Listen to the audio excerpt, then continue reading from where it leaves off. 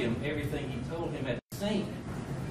And anything else he told him at the scene, you know, or told him later would not be admissible. It would be hearsay. And that's what I'm objecting to. Judge, if I may read this to you, it's very brief, so you can see.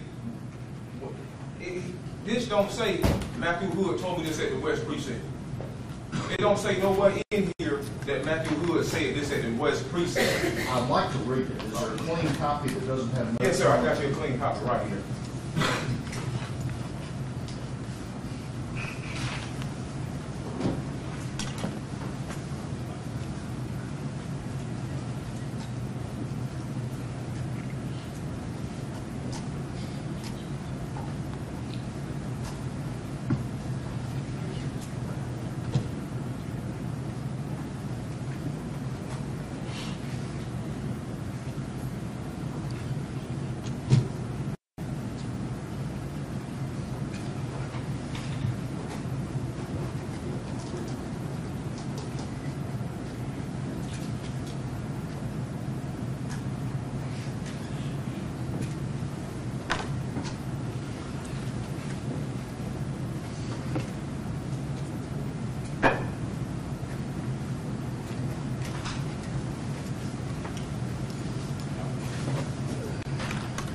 If necessary, I could ask Officer Kitchen's question to make sure.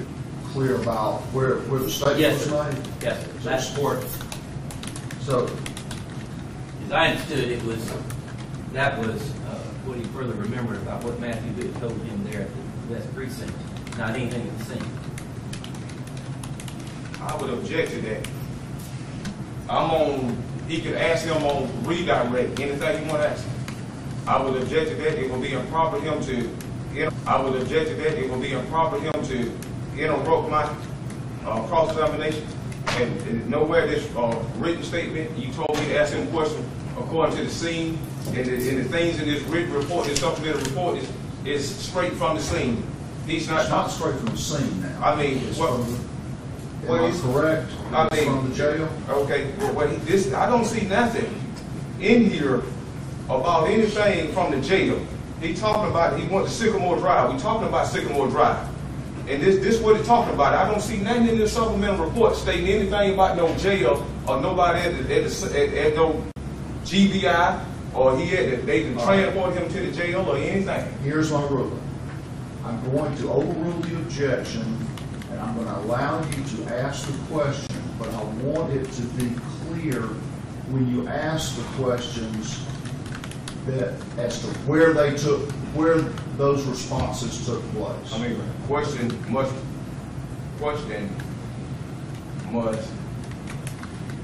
be pertaining.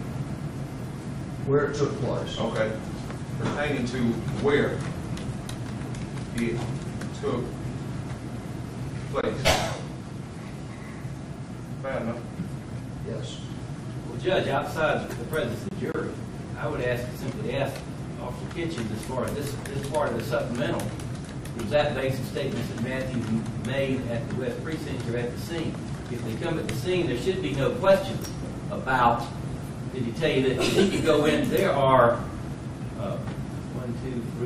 5 pages of his supplemental report. And a good bit of that references basically what Matthew Hood told him there at the West Precinct after the GBI spoke to him. What happened at the scene, he already indicated this is what he told him.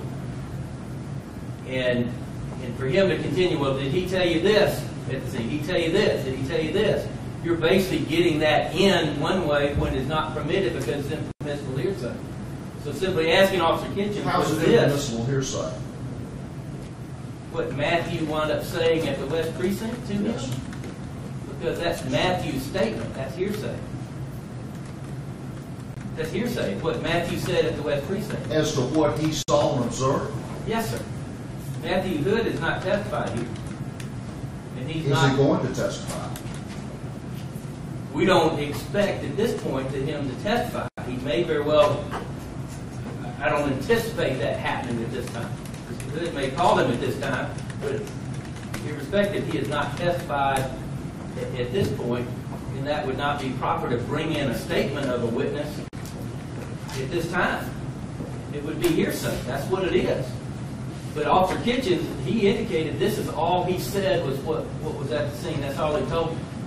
Anything else, I mean, there are, if we basically have an officer wind up reading every statement that a particular witness, may have said before, then that would be not be permissible to do that, except at some point if it would be admissible for the purpose of impeachment, perhaps, as an inconsistent statement, or sometimes even as a consistent statement. That's what I was saying. Officer Kitchen can tell us right now, was this at the scene, or was this basically there at the West Precinct? And if so, it is hearsay. Can you answer that question, Officer Kitchens? Yes, sir. Please. All that there is from what he talked to me at the precinct about.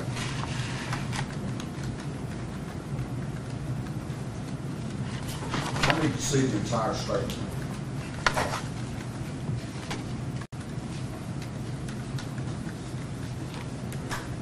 Young, before you start reading, can I say something? Yes. Okay. I just heard what he said about hearsay. Let's recall his star witness, Jadon Brooks.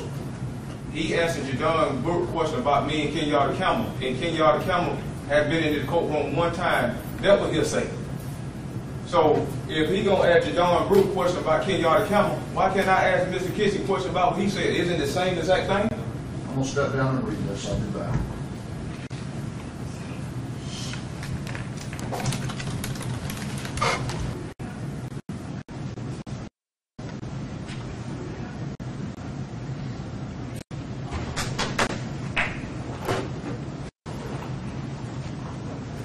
All right, we're back on the record. Yes, sir. The page that Mr. I can't remember, I think that Mr. Hood was referring to, supplemental notes, the one paragraph, page 9, you actually have to go back to page 7 to see 7, 8, then 9. It ends at 9. It indicates that those statements took place at the Sparta County, at the West Precinct. So I am ruling that statement at that period of time was hearsay and not admissible. But what I want to know is, further on my cross-examination, if I get to the police precinct conversation, I still can bring it up. Not to the extent that it will elicit any hearsay statements. Okay, but what I'm trying to say to the judge, because I'm just greatly confused and I don't want to continue to make no mistake. He wrote what Matthew told him in his supplemental report. I thought I could ask any questions on anything they put in the report. I can't explain to you the law. Okay, but you said at that time. Now, if I get into a question pertaining to this, what y'all talked about at the police station, it's relevant then. And I would also like to add, it is not being offered for the truth of the matter. Asserted. The accuracy or the truthfulness of the information is not an issue at this point. I'm not talking about whether it's true or not, and what the issue is. I'm going to stop you because I have ruled. Okay. We're going to move on. I will deal with the objections as they come. Yes, sir. We're clear on this? Yes. To be clear, you can't go asking him what Matthew wound up telling him at the West Precinct. That's correct. And to basically ask him, did he tell you this at the West Precinct, would be an inappropriate question. And I would object to that because I don't want him going into that and indirectly get into hearsay, which would not otherwise be admissible directly. I would ask this. If I don't ask, did Matthew tell him this, I can ask him, what did you put in your report about the conversation you and Matthew had? So, but wasn't it hearsay with Jadon Brooks talking about Kenyatta County, what we were doing in Miami? I don't recall specifically as to how that came in, but that would be up to you to make an objection. Yeah, I did object, and I was overruled, and it continued on. But all I want is fair trial. I mean, I'm not asking for much. Well, we're going to move on. I'm gonna move on, but let's just keep that thing like this here. Ready to bring him in? Yes, Your Honor, thank you. See if they're- Did you have any conversation with Matthew Hood at the mall?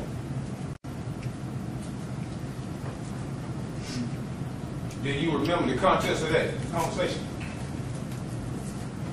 I do. Could you tell us what you call what you remember? Judge, it has been sustained. Okay. But you did talk to her. I, But you did talk to her. I did. And you wrote in your supplemental report what you talked to Matthew about. Isn't that correct? I did. Why did you write that in your supplemental report? What y'all, the conversation y'all had? To document what we talked about and to be able to refresh my memory if I had to testify to it.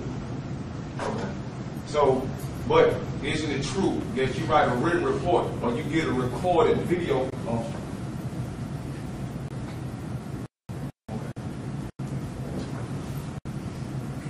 Isn't it true that you write a written report to create a record? Isn't that true? Yes, sir. Why is it important to create a record? So when it comes time to go to court, you have written down what happened, what did. In officers' cases, when they come to testify to court, they can look over their reports, and because of the case might not come for a few years down the road, it helps them remember what happened that day. Okay. Will you agree that a written report or recorded interview is really for the truthness, to make sure the truth being told by the matter at hand? Yes, sir. It's fair to say that.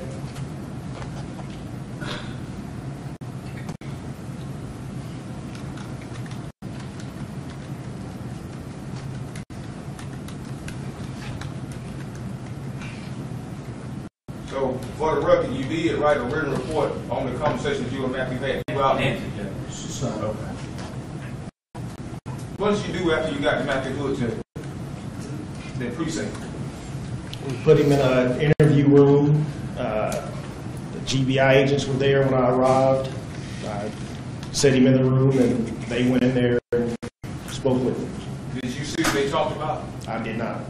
So, you talked to Matthew before he went in the interview room with the GBI agent? I did not. Well, I talked to him at the scene when he spoke to me, when I had told you previously. On the way over to the precinct, and once I got there, we had no conversation prior to him talking to GBI. I thought you said you talked to Matthew at the precinct. I did. It was after GBI talked to him. Oh, so after the GBI interviewed Matthew Hood, then when you talked to him after the GBI got finished talking to him? I did. Oh, I was just lost. Was anybody present when Matthew Hood talked to you? No, just me and him. Did you record? No, just me and him. Did you record that conversation? I did not have my recorder with me at that time. Y'all don't have a digital recorder on y'all duty belt? I wasn't in uniform. I was in civilian clothes at that time. But you said that, did the GBI have a recorder on Matthew when they recorded him? I was not in there when they spoke with him, so I couldn't say yea or nay. Was there any other officer present at the precinct with you when Matthew was there? There was officers that walked through, been in there with me while I was in there with him. Did you ask one of those officers, could you use their recorder so you record the conversation you and Matthew had? I did not, Why not? because they needed their recorder because they were on duty. But could you could have asked to use it, isn't that correct? Yeah, I guess I could. Yes, sir. Excuse me, so why do you keep looking at the prosecutor? I'm just looking around the room. I'm just looking around the room.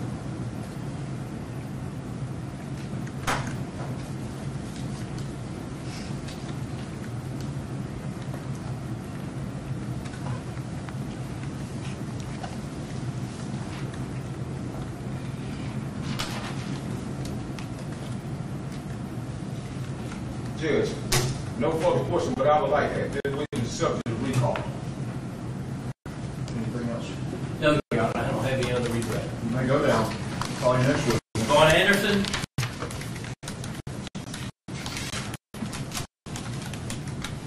And if we could get down 170 at this point. I'm gonna need the elbow over here.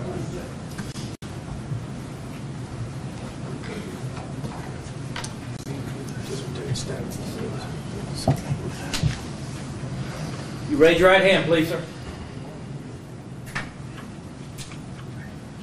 You solemnly swear the testimony you're about to give the court in this matter of State versus Jamie Donnell Hood will be the truth, the whole truth, and nothing but the truth, so help you God. I do, sir.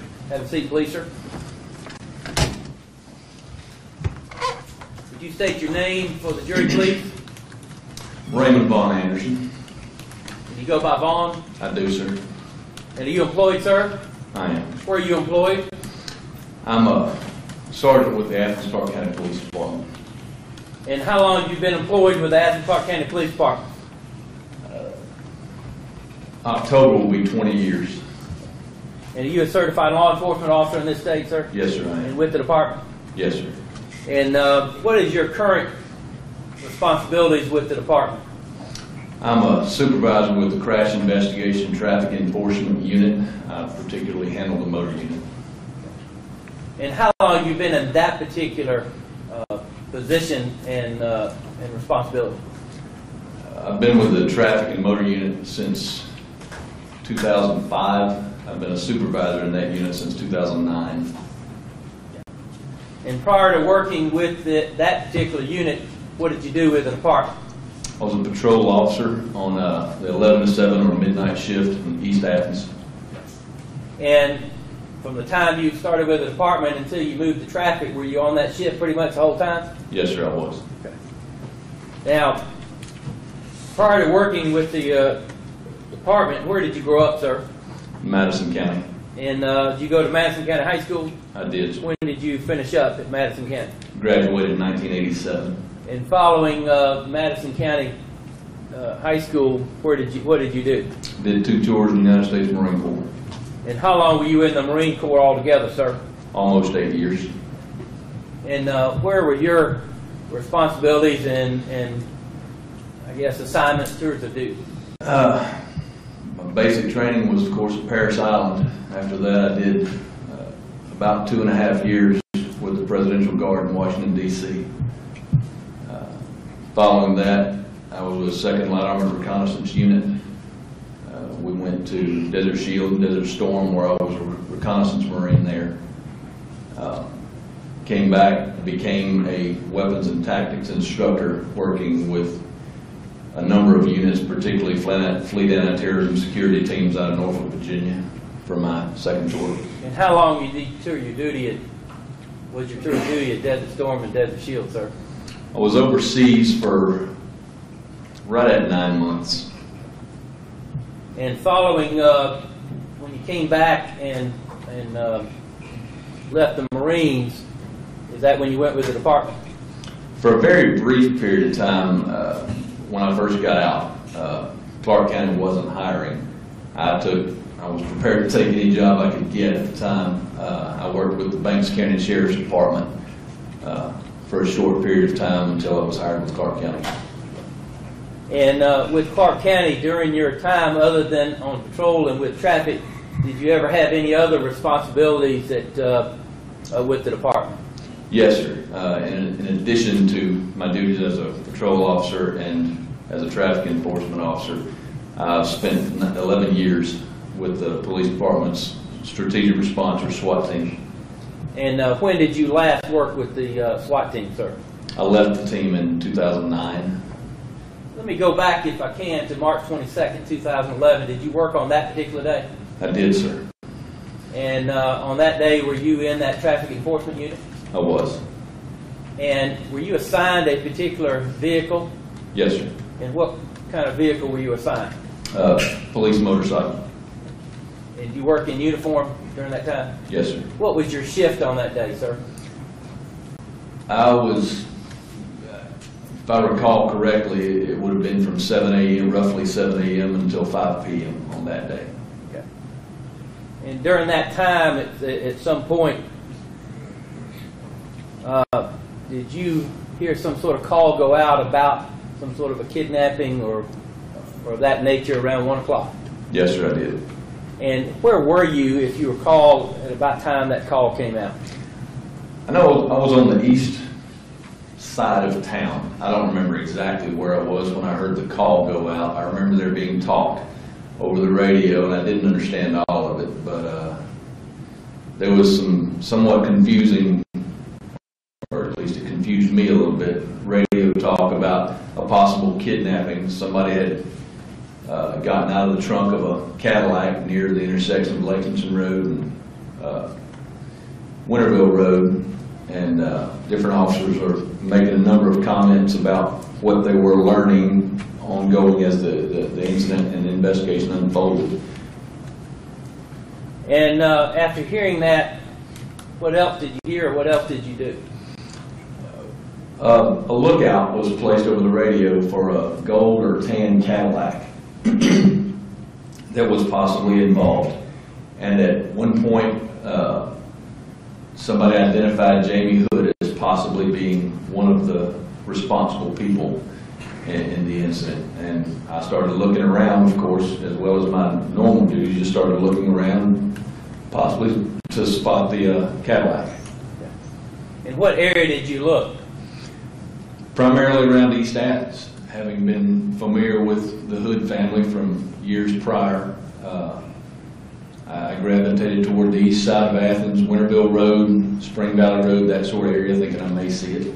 And you did not? I did not. And after that, what's the next thing you recalled in response to this particular case?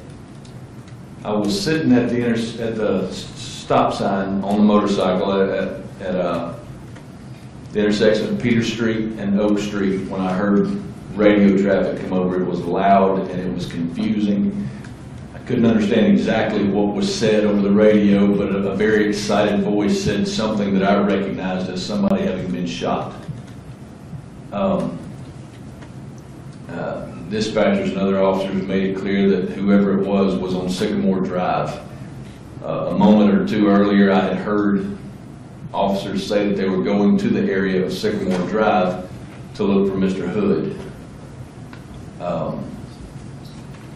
Having heard the tone of the language over the radio, believing I'd heard what I'd heard about somebody being shot, I headed there as fast as I could. And as far as point of reference, if you're coming out of downtown Athens on Broad Street heading east, does Broad Street change names, I guess, It does. several times as it heads east toward Gaines School Road? It does. From the downtown area, East Broad Street, staying on the same stretch of roadway, becomes Oconee Street, and then it becomes Oak Street. 2 blocks later, you would be where I was at the intersection of Oak and Peter. And at some point it becomes Lexington Road. Yes, sir. You're going on out, is that correct? That's correct. Okay. And from that intersection of Peter and Oak Street there, after hearing that, what did you do? I traveled west of Oconee Street, or Oak Street to Oconee, East Broad, West Broad, and like I said, as fast as I reasonably could, I traveled to that area. As I went out West Broad, I knew that they had made reference to Sycamore Drive. But as I crested the hill there in front of what is Arby's and Beach Haven Church, looking down the hill, I could see flashing police lights down by the river. So that was the first officer I could see as I made approach. So I went straight down there to that person. And as I recall, I think that was Joe Mendelar. When I arrived, I asked him what was going on, where are they at? And he pointed to the south, down beyond River's Edge Apartments. So I turned around and went through the apartment complex and over to Sycamore Drive, where I found Tony lying on the ground and officers trying to help him. What else did you see right there, sir? Can you describe the scene at that point as far as other officers and police cars and so forth? Honestly, my memory of details is not terribly clear. Things were moving really fast. Tony was lying on the ground, and there were officers trying to help him. EMS had already been called, and somebody pointed down the road a little ways at Buddy's car. And Jim Schultz was by his car. I ran down there, and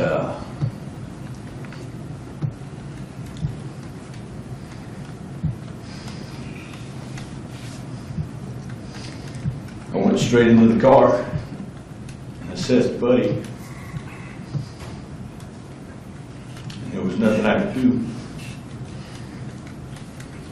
So I ran back to Tony and used a knife to cut his shirt and vest off of him. Shortly after that, the EMS arrived. And what else did you do or see at that time, sir? Other officers had already begun to try to get intel about what had happened, who was responsible, where that person might be. Myself, Sergeant Ring, Sergeant McGee, and others started trying to coordinate a perimeter search detail.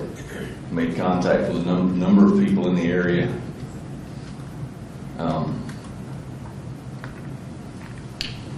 Effectively, we established a perimeter that we thought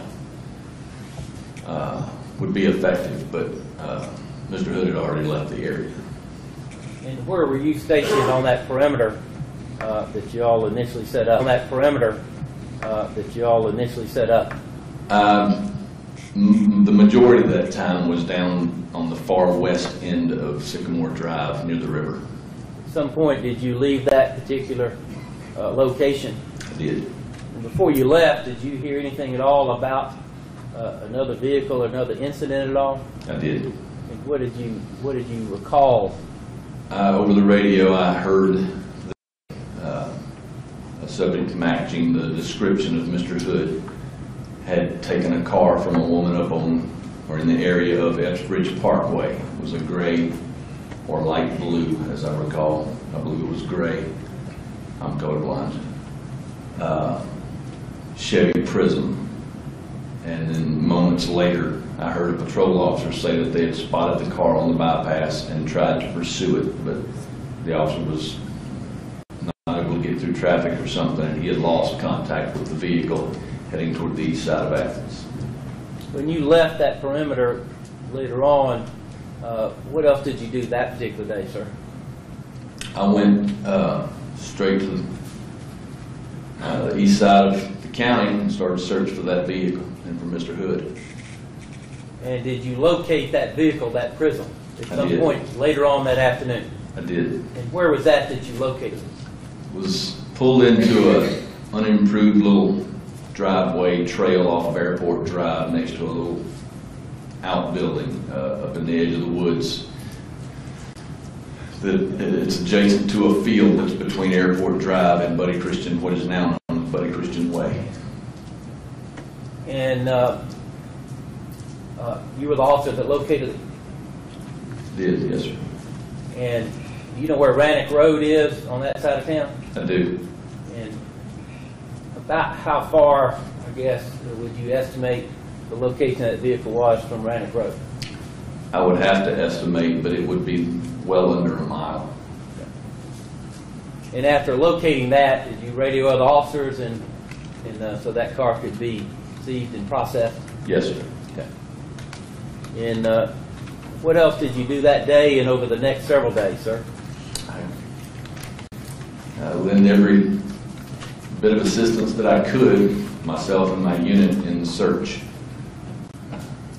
We assisted officers and entities from other agencies with radio traffic and coordination of search details, as well as the normal ongoing business of traffic and crash investigation. And on Friday, March 25th, were you working on that particular day, sir? Yes, sir, I was.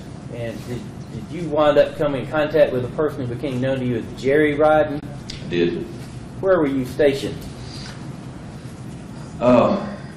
Myself and Captain Ty Vance from the Walton County Sheriff's Department were standing at the intersection of Dublin and Branch Street. There had been some talk, some intel that Mr. Hood might be in that area. I don't know where that came from, but we had heard that. The two of us were standing at the intersection of Branch and Dublin talking when a vehicle approached and stopped very close to where we were. And Mr. Ryden began yelling at us. We couldn't understand what he was saying at first, but he came over and we went over to him, and he explained to us that his nephew... Without going into what he had to say, based on that conversation you had with him, what did you do with him? He was effectively collected by the GBI, and they began to carry on a detailed interview. Based on things that he said, I learned of a location where I believed Mr. Hood was. I used my cell phone to call our strategic response team commander and gave him that location and asked him to go there.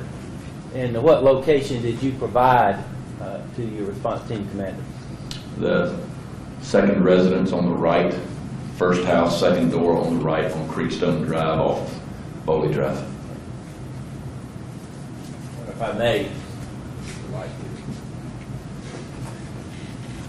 let me show you what's already been admitted as State's Exhibit number 20. You have a laser pointer up there of your...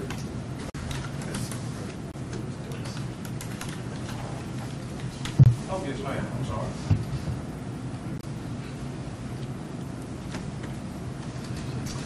Thank you. You recognize this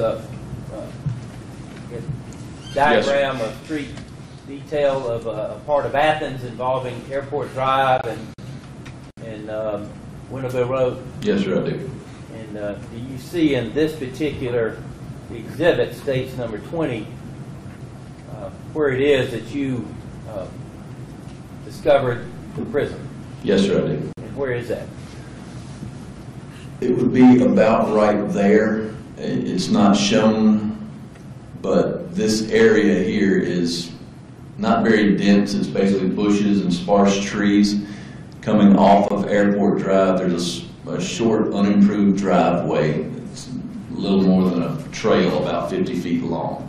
And this is just an open field across Buddy Christian Way from the airport. And the car was sitting right about where the pointer is now. And Airport Drive goes in and dead ends at some point? It does, yes, sir. And for a point of reference for the record, off Winterville Road, there appear to be different lots. Yes, sir. There are a number on the of right and on residences. the left. The lot that you pointed to, which number is that counting from Winterville Road? The fourth lot as is delineated on the map. In the big area that you talked about as far as being a field area, is that one here, right Yes, behind that fourth lot, going down toward the bottom of the diagram? Yes, sir. Let me show you what's been admitted as State's Exhibit number 18.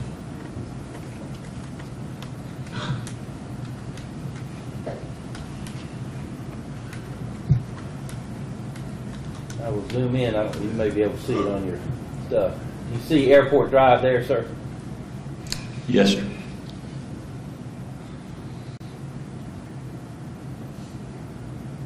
And you see Winterville Road and Airport Drive on that aerial photograph, States number 18? Yes, sir. Okay. And you see in that particular area where it was that you discovered in the prison? Yes, sir. Where is that, sir? It's not as clear in this particular picture because of the trees and the shadowing, but Airport Drive actually curves around here and follows that path. The place where the prison was is actually about right in here, off of the road.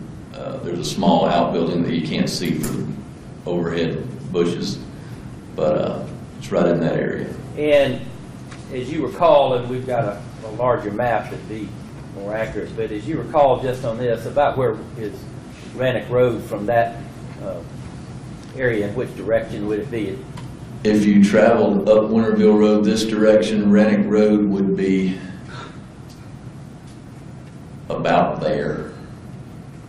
It'd go off to the left off Winterville Road as you travel out on Winterville That's Road. correct, yes, sir.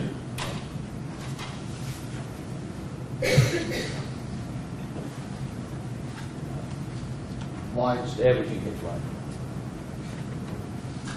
That's all I have of Officer Anderson.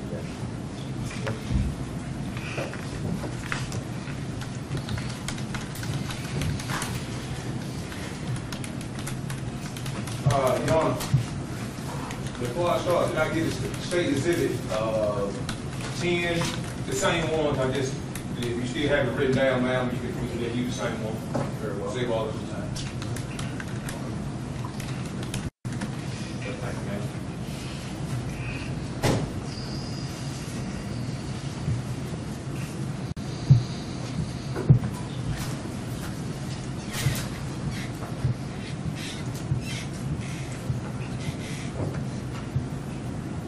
Oh, you can cut the lights on, sir. I get to this, I just want to just set it up before I start, so I.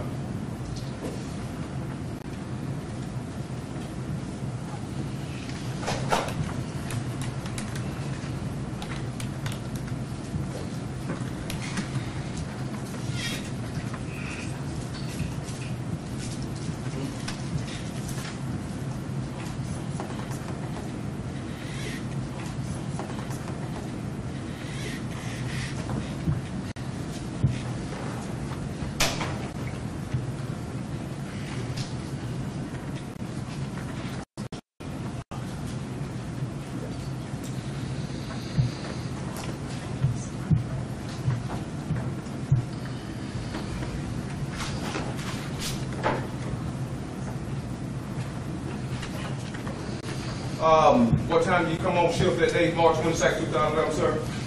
It would have been around 6:45, and the shift actually starts at 7. Okay. What precinct you work, east side or west side? West side, sir. Neither. Trafficking works the entire county. Okay. You stated that you heard a call about a carjacking kidnapping at the red light. I heard of some confusing radio traffic that was something like that. I don't remember exactly what the traffic was now. If you didn't know what the traffic was, why did you tell the jury it was a carjacking call you heard?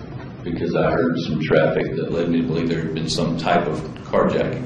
But can you be specific? No, I cannot. Why not? I don't remember and didn't understand all of the radio traffic then. How long you been an officer? Almost 20 years. But you tell the jury you can't recall a certain thing. That's correct. Why can you recall going to my parents' house and recall saying stuff bad about me, but you can't recall what really going on? I would object to that, that's argumentative. Sustained. Okay. But you can recall certain things about Jamie Hood, isn't that correct? Certain things, yes, sir. You recall that you heard my name on the radio, Yes, sir. but you heard that, didn't you? I did. But you can't seem to recall to the jurors all the things that you heard on their radio traffic. That's correct. Why is that? I don't remember all of the things that I heard on any specific call. I don't remember every detail. But you remember Jamie Hood, don't you? I do.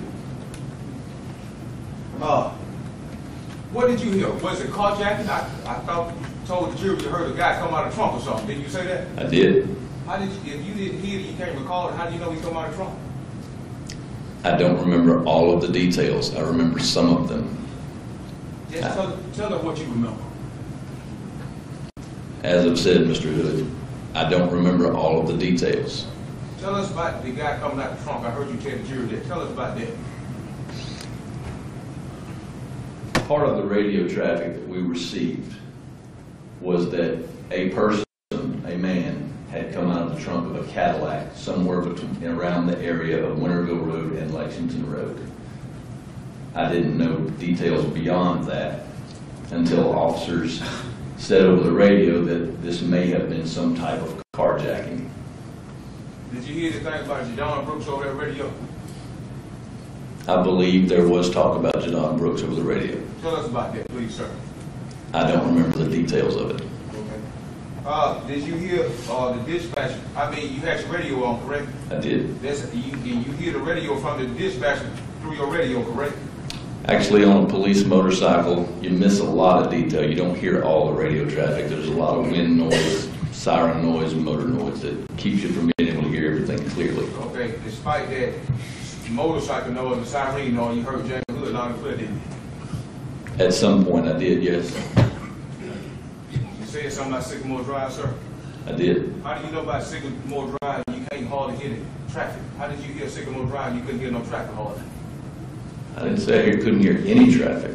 I heard bits and pieces, and I knew that somebody had said that they were going to look in the area of Sycamore Drive, but I didn't hear who or for what specific purpose. Okay, did you hear the dispatcher say anything about 4 males, 3 wearing ski masks, armed with a sawed-off shotgun, carjacking, kidnapping? Did you hear anything about some masks and ski masks on their radio and some males carjacking Jadon Brook at the red light at Pittman Tire? Did you hear that on your radio? I do not recall at this time hearing that. But is it possible that the dispatcher could have said that in spite of this holy motorcycle noise and siren noise, you might have just overmissed that? You might have Absolutely, anything's possible. I could have missed a lot of things. Did you hear anything about some drugs that night? Jadon Brooks and some drugs. Did you hear anything about that over the radio? I don't recall hearing that. You said a lookout was put out for me about Jamie Hood. How did you hear the lookout? By the radio. Yes, sir. You heard it by radio? Yes. Was that motorcycle making noise and siren blaring? You heard that? No. Well, how did you hear the radio? The siren wasn't. Okay. When did you hear Jamie Hood? I don't know exactly at what moment it was. You said you started looking for me. You heard that. You went to my parents' home. You said that you went out through there looking for Jamie Hood. You heard their name. Is that correct, sir? I didn't say I went to their home. I rode the area. Okay. Tell us about your ride that area after you heard my name. I rode the eastern portion of town, what we commonly refer to as Zone 11s, 13, 10, that part of town that extends to the north and east of Lexington Road, Winterville Road, Spring Valley Road, those areas where I'm, over the past 20 years, have become accustomed to that part of town and to some extent to the Hood family. Okay. So, you can't recall a lot of things, but you can recall being accustomed to my family. I've known your family for a long time. Okay, well, why can't you recall nothing else? Mr. Hood, I can recall lots of things. Lots of things are details that have been lost over time. I don't remember everything. I do remember some things. So basically you recall stuff to make me look bad, but you can't recall nothing else. No, that's not correct at all. Well, what is correct, Mr. Anderson, Anderson? What is correct, then? didn't say I recalled anything bad about you. The fact that I knew you did not infer that it was bad. Okay, but you seem to know me and my family. I see you telling them that, but when I ask you specifically about the case, you seem to be That's vague. not a question that I would object to. Okay. Do you recall hearing in the radio traffic about Tony Howard? Did you hear Tony Howard say, hey, I'm stopping this carjacking suspect, Jackie Hood?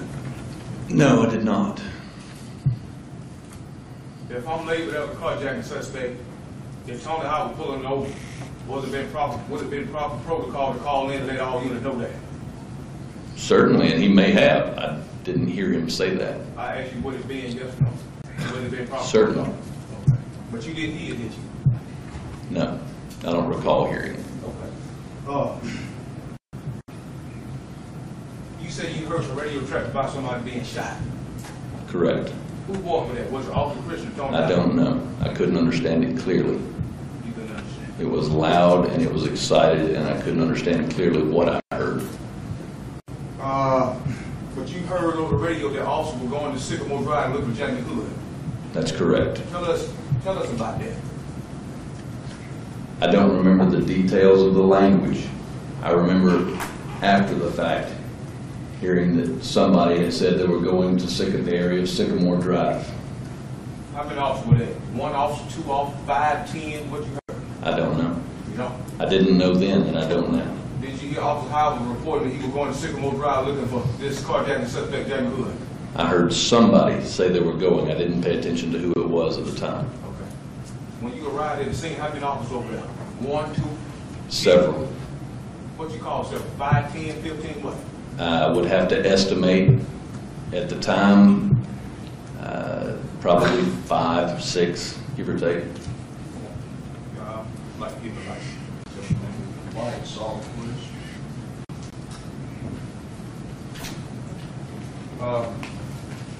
Could y'all get him the little laser, please? I have it. Oh, you have it, sir? Okay. I got this little right after this little white arrow. You said you stated that you want to Sycamore Drive, correct, sir? That is correct.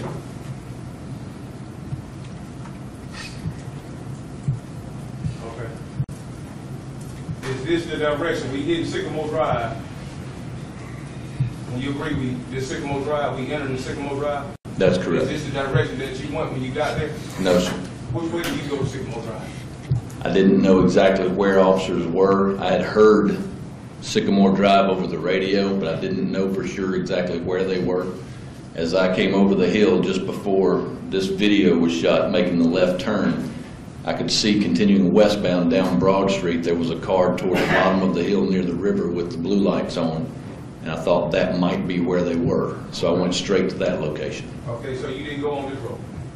Not initially, I did not know. Okay, but did you, when you entered Sycamore Drive, did you come this way? No, Once you cut through the little apartments, the River's Edge apartment, you cut through them? that's correct. Okay, let me go on down through there.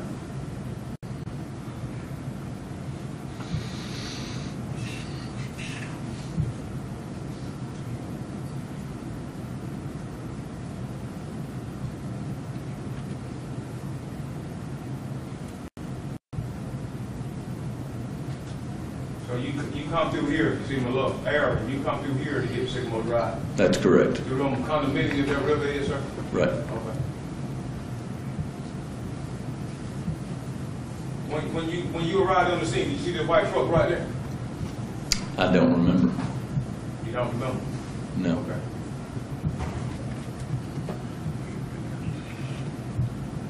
When you arrived on the scene, did you see the white male with a cap? This guy here? I don't remember. You don't. Did you see Officer Kisner? Car parked right here? I'm sure I did. I was not paying attention to anybody at that, excuse me, at that moment except Tony Howard when I pulled up. Okay. Officer Howard was here, laying face down the ground. Is that correct? You pulled up? That's correct. Was Officer Johnson on the scene when you pulled up with him? Yes. Did you see a red Suburban, sir, when you pulled up? I don't remember.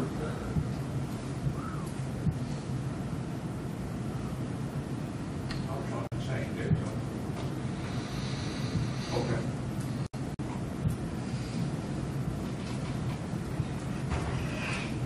You don't recall seeing that red Suburban right there on the scene? The State Exhibit 150, State Exhibit 151, and State Exhibit 151. Do you recall seeing that red SUV parked in front of our car?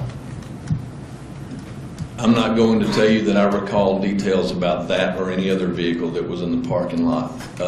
There were lots of vehicles around. I couldn't give you details about any of them. My attention was not on vehicles.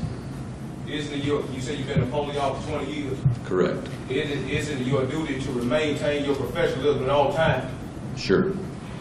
Now, sir, I know I'm hard on you. I know that. But I'm not talking That's to your you. question, please.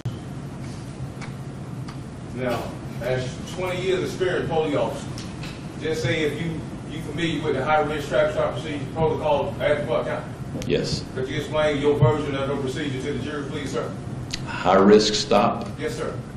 depends on the situation as to what procedures are used for a high-risk stop. That's a very general term. Okay. No, I think you misunderstood. I want you to explain the Athens Clark County Police Department high-risk traffic stop protocol. Athens Clark County, not your own version, the Athens Clark County. Could you explain that to the jury?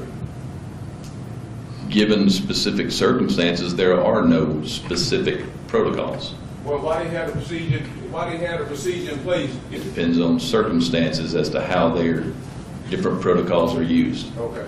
Will you agree that the protocol was put in place for officer safety? Generally speaking, officer and occupant safety. Okay.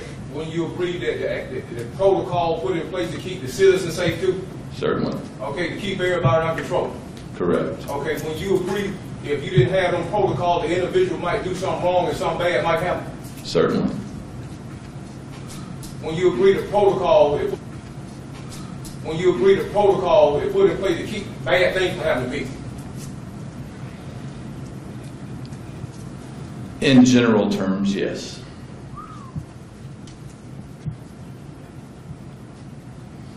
Now, as for the Athens Clarke County Police Department protocol, high-risk traffic stop, see, it's Officer Howard Carr, part according to the Athens Clarke County Police Department protocol on high-risk traffic stop. Mr. Hood, it's hard to answer that question definitively. I don't know how that vehicle came to be there or where either of those vehicles were when it came to a stop. I don't know who was in those vehicles or that Officer Howard stopped that vehicle in that location. I can't tell you whether that was correct or not. I don't know what he knew prior to having contact with that vehicle, if in fact he had contact with that vehicle. I don't know. Okay, I think you misunderstood the question, sir. No, he answered the question. No, Judge, Well, you he misunderstood. phrased the question, but I don't know whether he needs to have those conversations. Ask another question, please. Okay. If you personally were performing a high-risk traffic stop, would you park your car just like the police car parked behind their red SUV, sir? From one perspective, I can see a lot of advantage in that position, yes. So you would,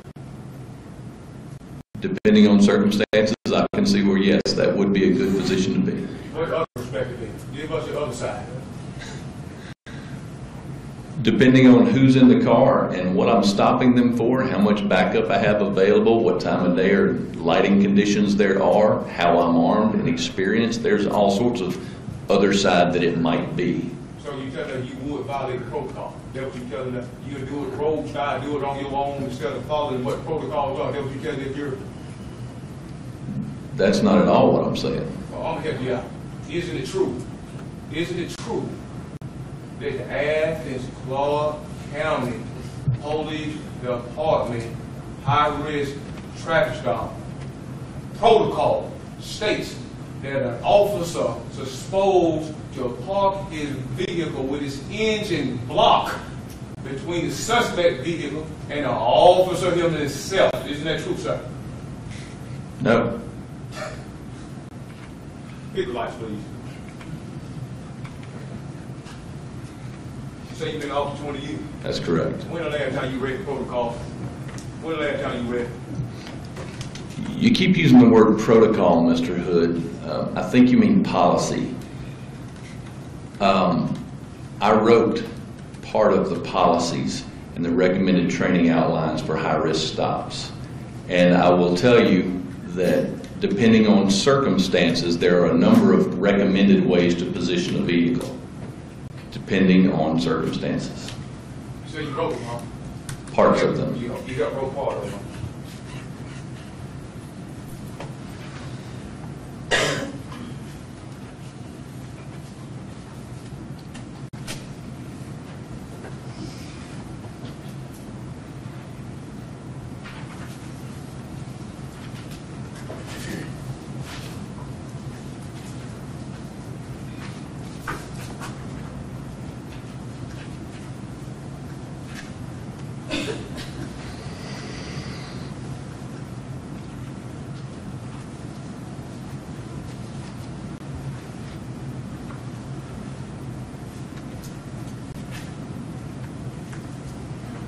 All righty, sir.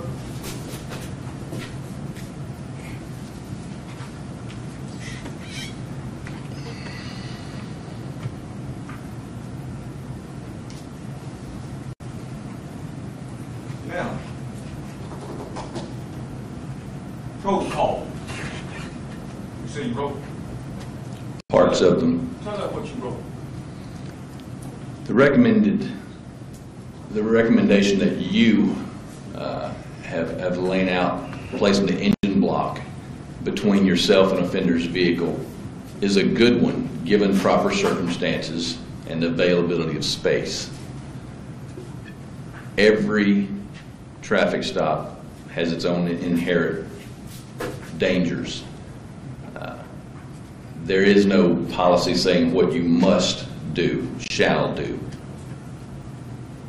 Would your fellow officers come tell you the same thing you did, Coach? No, that's not, that's argumentative. And I would- Objections argumentative, sustained.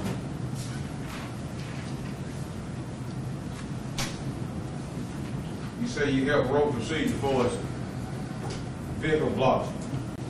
Young, before I show it one, I have a diagram here about procedures, the engine blocks, what's supposed to be, and he said he helped road. I'd like to just let him see it and see what he can explain off this, what this is because this is part of it.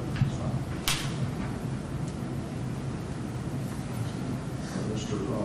Marlin needs to see it first.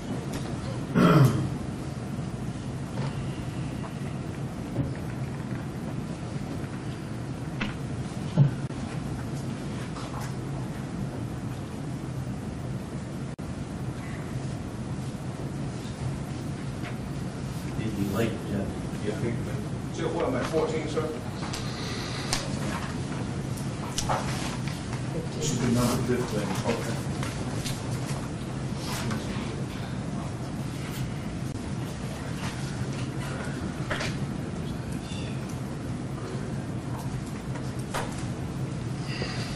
Thank you.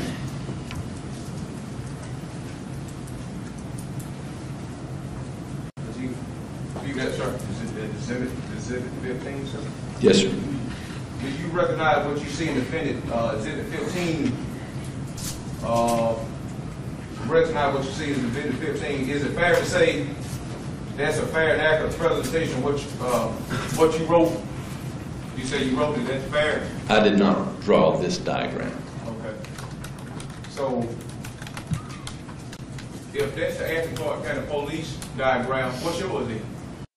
As I said before, there are several positions that are recommended based on circumstances that would give a tactically advantageous position to an officer. Okay. Now, what you're looking at right there, exhibit 15, is that what you would recommend? In some circumstances, yes, not in all. Okay. So when you agree that that engine block, according to that diagram you got, is in between the suspect vehicle and the officer himself? In this particular diagram, Yes, sir. the engine block would be between one of the 6 officers in the diagram and the driver's side of the vehicle. Now, looking at that picture right there, that diagram, is talking how a car parked according to that diagram you're looking at. That vehicle is not parked in the way that this diagram is drawn, no.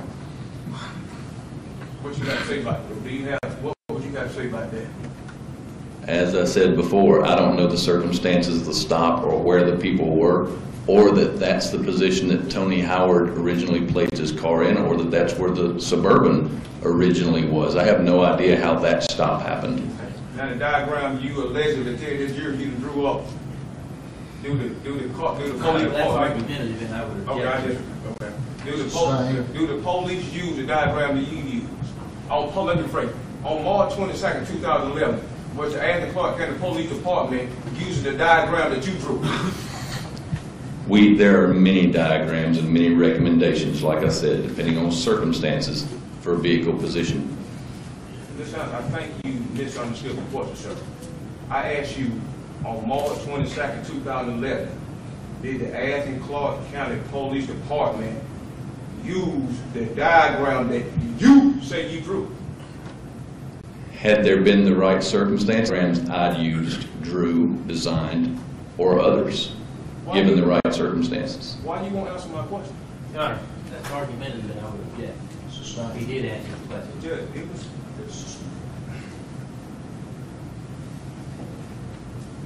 Judge, may I move the tentative evidence exhibit 15, sir? Whether it establishes the proper foundation. I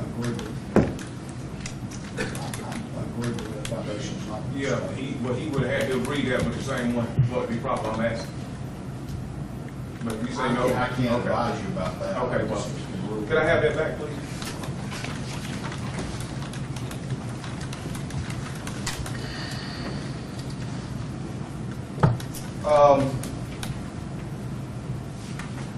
Mr. Anderson, do you have any of them diagrams that you drew to show to the jury so they can see your version of how that thing is supposed to be parked in your version? I do not have any diagrams with me at this time. But isn't it true that the Athens Clarke County Police Department was not using your diagram on March 22nd, 2011? I know of no occasion on that day when one of my recommended diagrams would have been called for.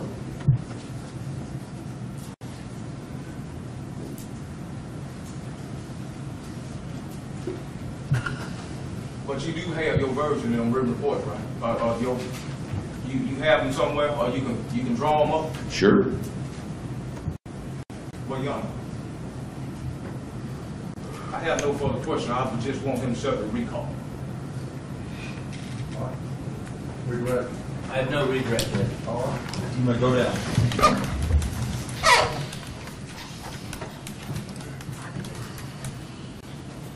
Call your next witness. Ronnie Norris.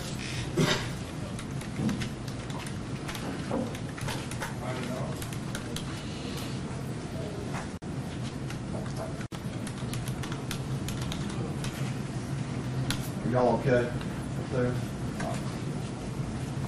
I don't expect this to be very long, but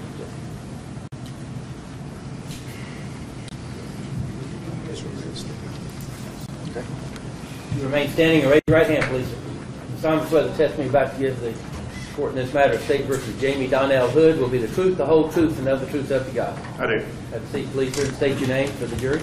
Ronnie Norris. Are you employed, sir? Yes, sir. I'm employed with the Athens Clarke County Police Department. And are you a former police officer there? I am. How long have you been working with the police department, sir? I've been with Athens since 1999.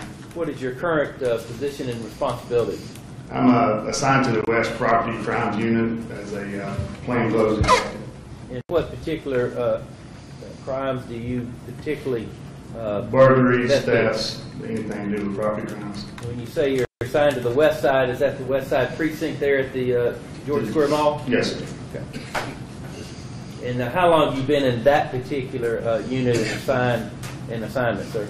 Since around 2010, somewhere in there, And you started at the department in what year? 1999. And after you started with the department, did you have other assignments before you moved to that particular area, the crime emergency and plain clothes? Yes, sir. I started off with the department on the evening shift on the east side of town from 3 in the afternoon to 11 at night.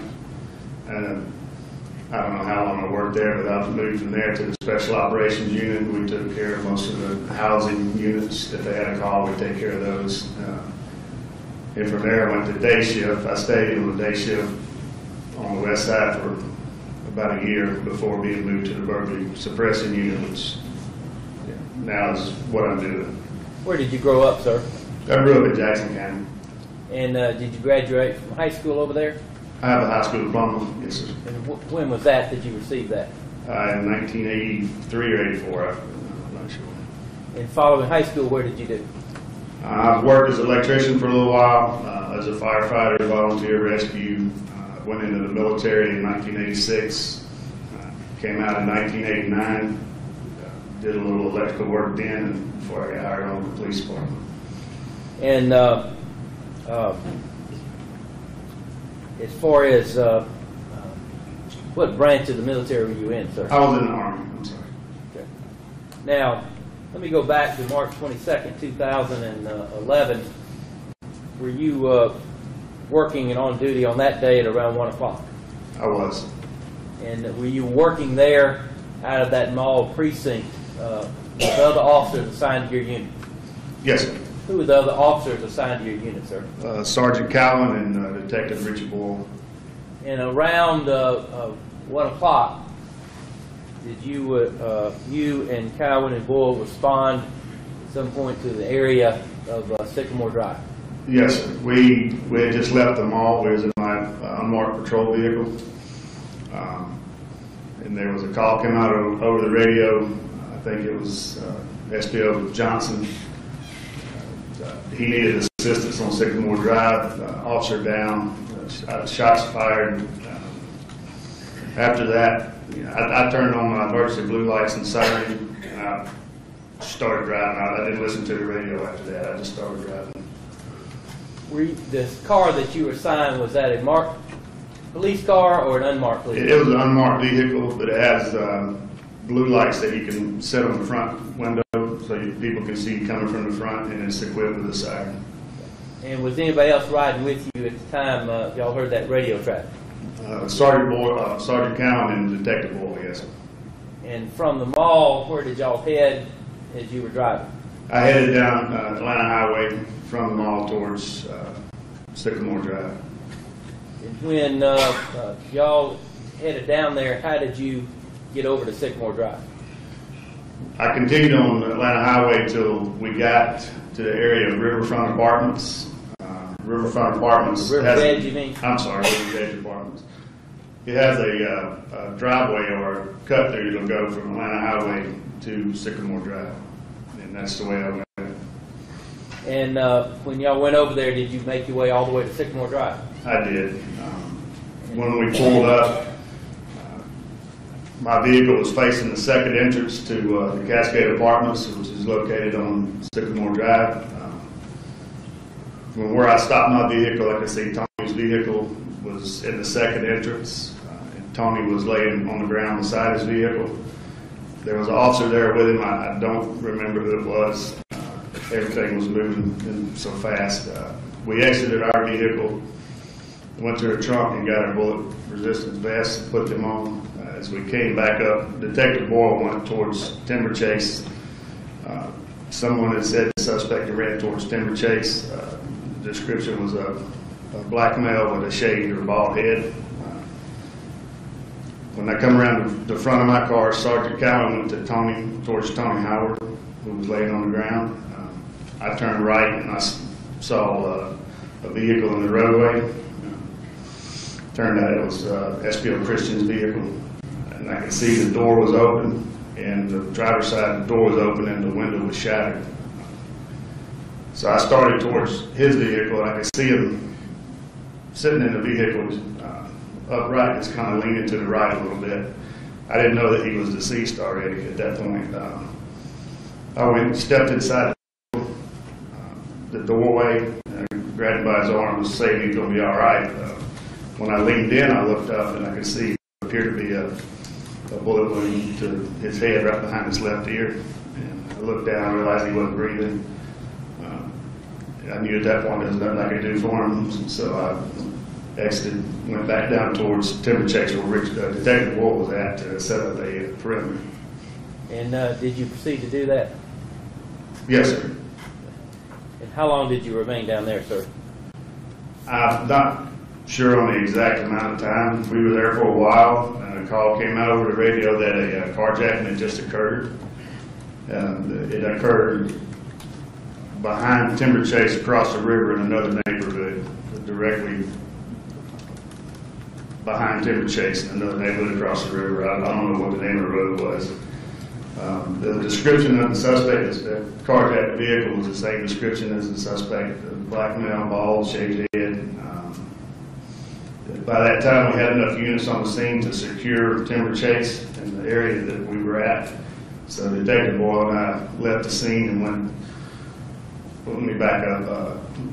After the carjacking, the vehicle was spotted on the tin roof that they thought it was a vehicle, and the last contact they had with it was around Lexington Road area.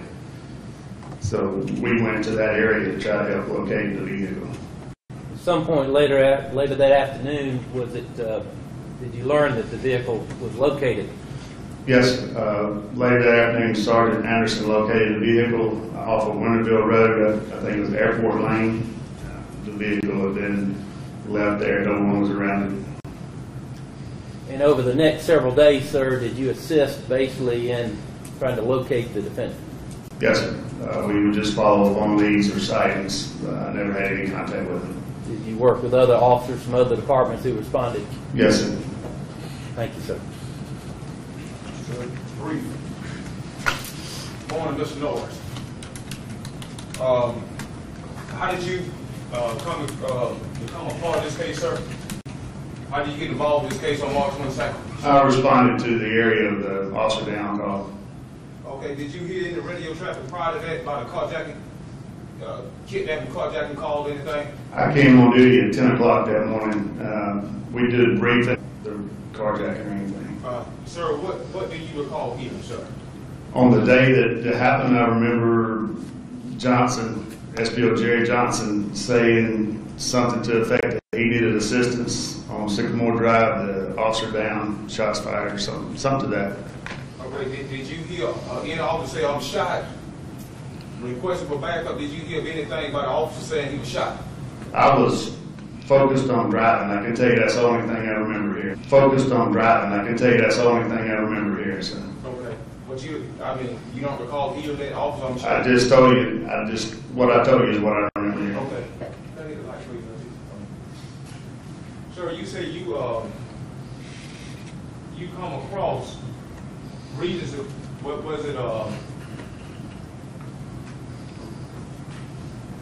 the apartments, you say you come across to get to Sycamore Drive, did you come across these apartments right here, Regency? I mean, what is Riverfront, Yeah, Riverview. These apartments you come through, sir? Right, to go all the way through to Atlanta Highway. Okay, could you explain to the jury how you come from Atlanta Highway to get through them apartments in Sycamore Drive, sir? I turned right off of Atlanta Highway and went straight to where that truck is exiting right there. Okay, so are you telling us if you cut through River's Edge, and when you agree that's Cascade on River Park is right there? That's the second entrance to Cascades. Yes, sir. So is this River Edge exit right here is right across from the Cascade entrance? Okay. Yes, sir. Right across it. Well, I say right across. You can see the whole area when you pull up. Okay. Are you familiar with Regency Park? The entrance of Regency Park, sir? I am familiar. There's two entrances. Okay. I'm going to try to speed this thing up for you, sir, and get you there.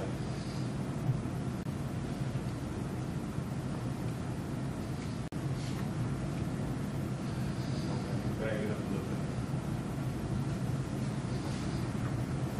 I'm going to follow this car for a moment, sir.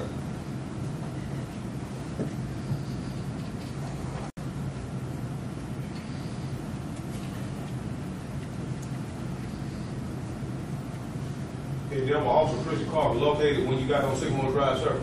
That looks correct, yes, sir. Okay. Did you hear any radio traffic pertaining to Officer Christian being on Sycamore Drive?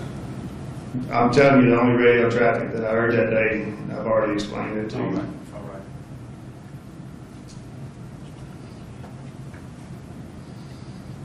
That's the first entrance to Regency Park. How far is Regency Park entrance away from that Rivers on the Edge exit? I couldn't tell you. Let me back up a little bit and see if you give us your... I can guess, but I don't know for sure. Okay. We'll go right here.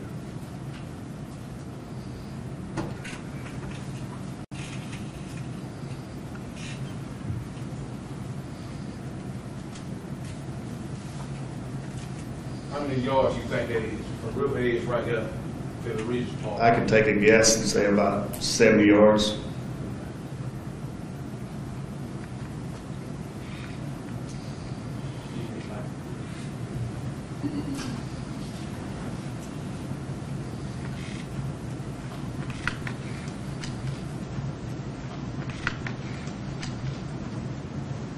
No further question, Mr. Moore. Regret? No, Your Honor. This would be Steve. Yes, sir. Excuse. Thank you. We'll take a 2-minute recess. First, and then we'll use the lecture and laptop a little bit later. Thank you.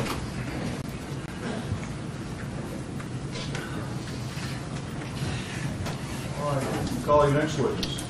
We call Adam Holloway. Adam Holloway. Adam Holloway.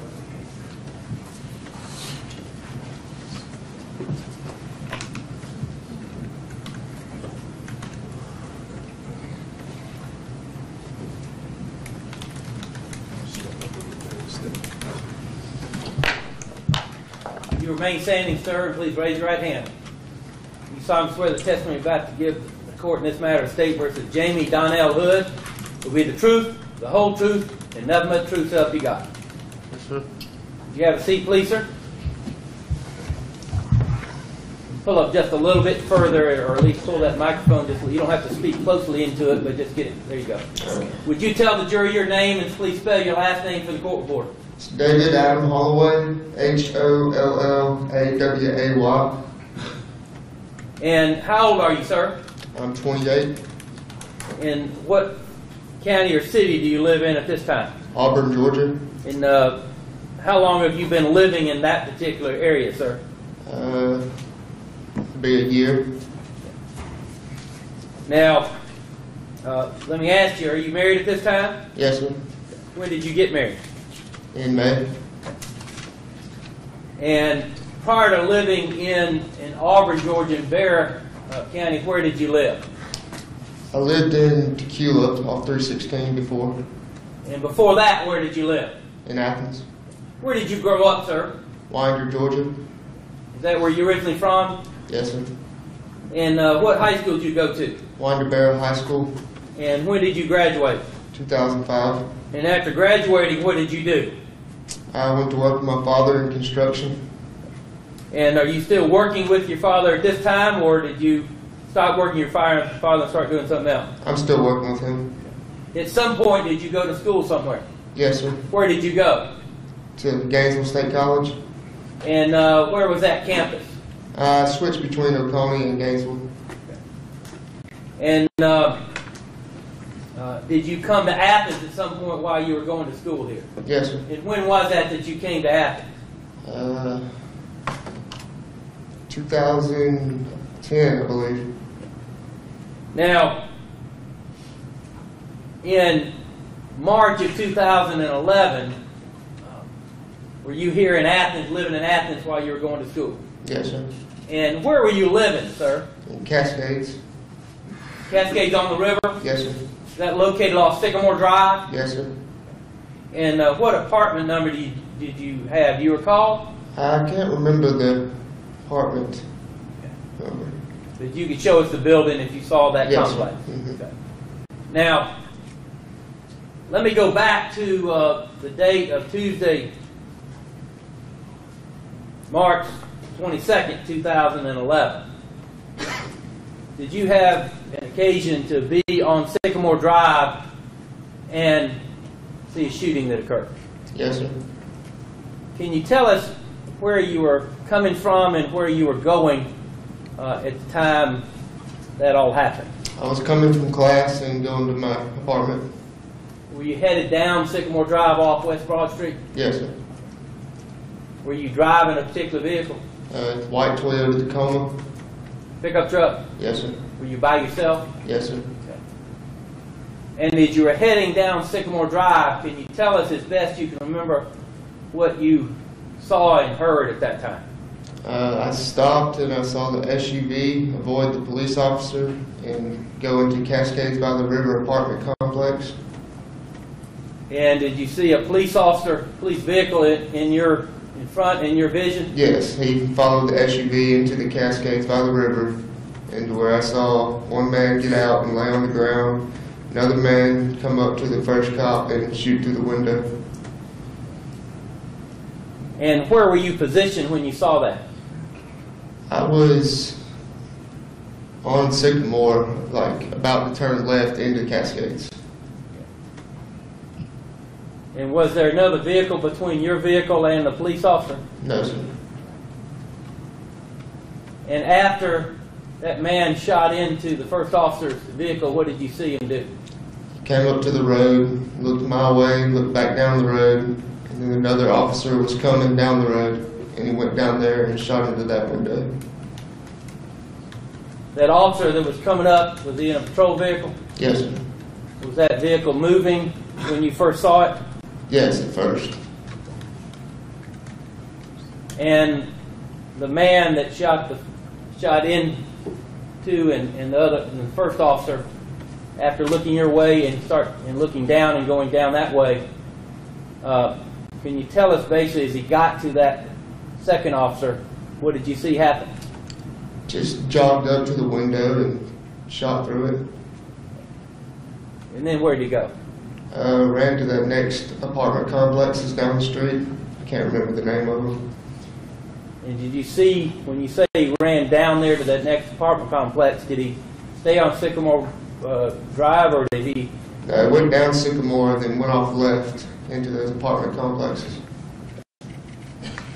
And what did you do at that point, sir? I moved my truck out of the way for ambulances, and I went and checked on the second patrolman, and seen that he was deceased, so I went and tried to help the other one. And officers had already arrived, so I just stood around pretty much. And when you say, when you saw this happen, your vehicle was in the roadway on Sycamore heading down Sycamore? Yes, sir. And then I moved it because I knew ambulances and cops would be coming. I just didn't want to be in the way.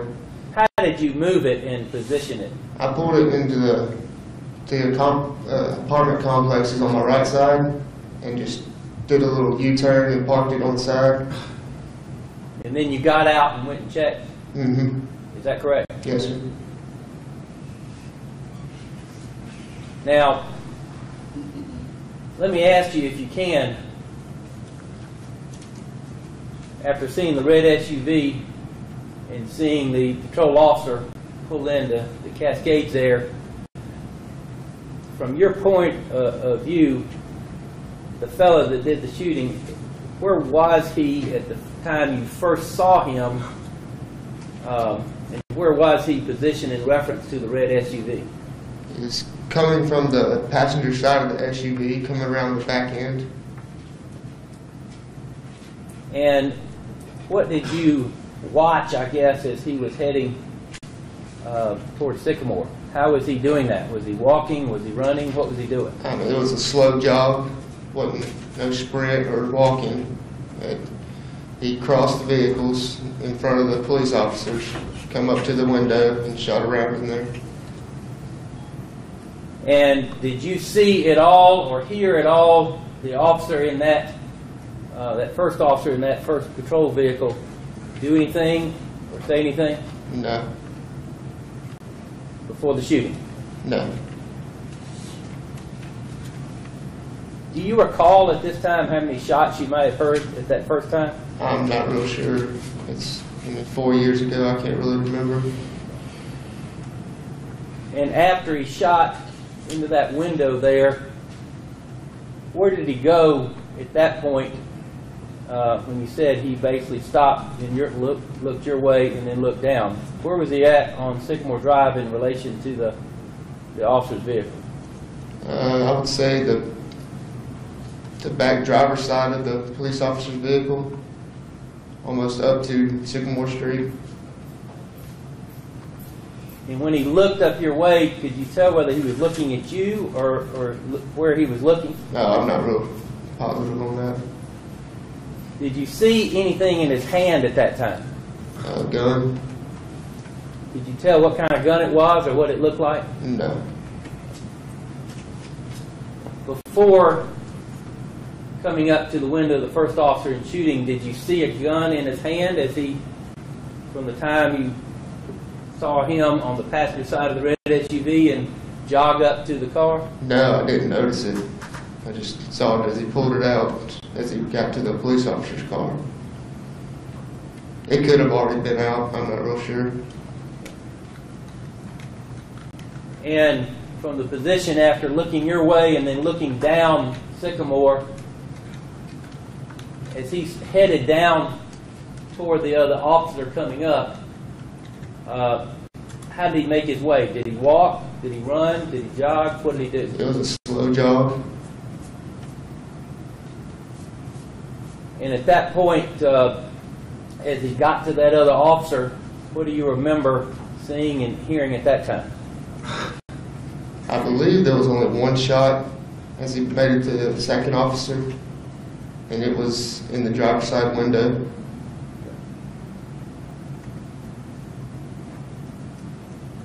Was that driver's door it all opened, or did you see that officer do anything before he No, shot? nothing. The door remained shut.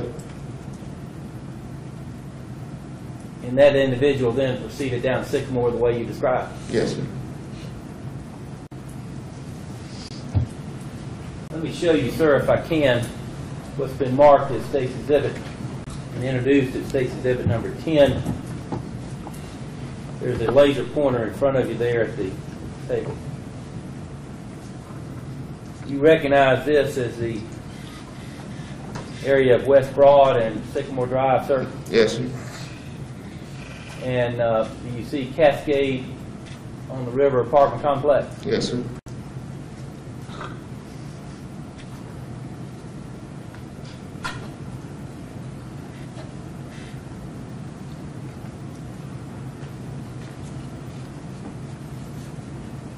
And do you see in that particular complex about where your apartment was located? Do you see the building? Yes, sir.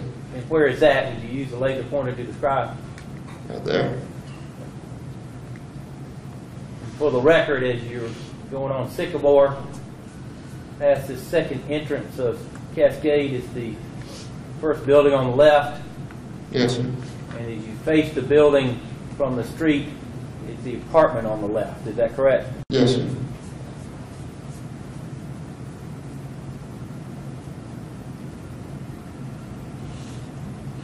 And can you tell us this particular exhibit about where your vehicle was positioned at all? Yes, sir. It's about right here. For the record, if you're going down Sycamore Drive and you have this area here, is that the tennis court? Yes, sir. And that's the pool right here that I'm showing? Yes, sir. And this set of building, this building right here on the left, adjacent to that second entrance, your vehicle parked just in the roadway about in front of that? Yes, sir.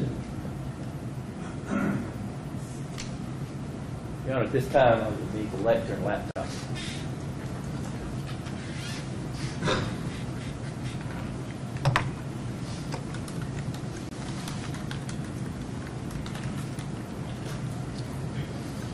For the record, Judge, I was going to play a portion of, and move it down to a portion of State's Exhibit number 170. All right.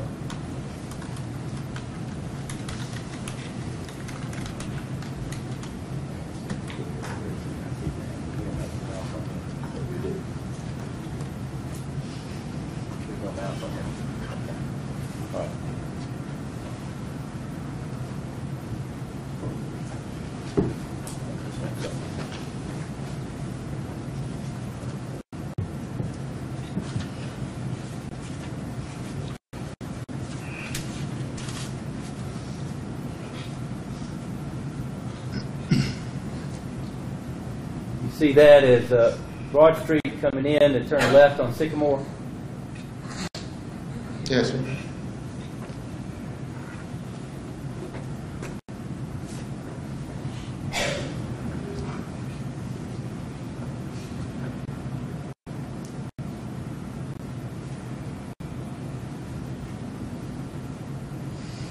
And right here where I stopped it at 1329-13, is that the first entrance to Sycamore there, sir? Yes, sir. To the left.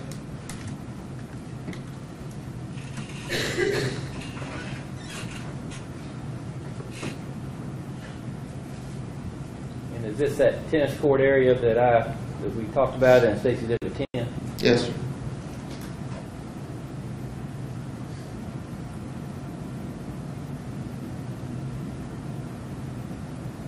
Is this your white truck that you were driving on that particular day? Yes, sir. Is it positioned in this particular portion of the video at 1329-20? Is it positioned in the spot that you moved it after the shoot? Yes, sir.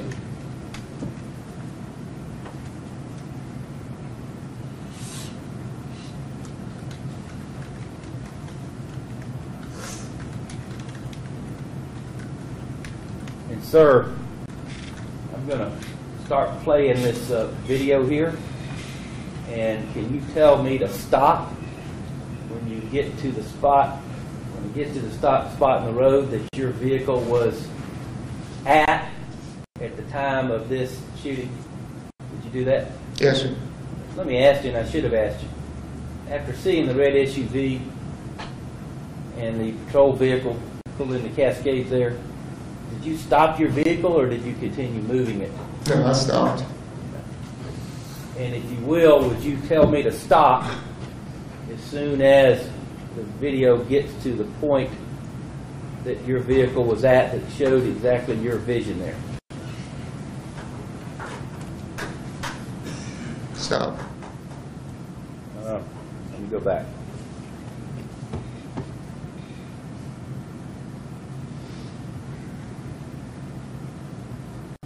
It's about right before you get to the shadow. Okay.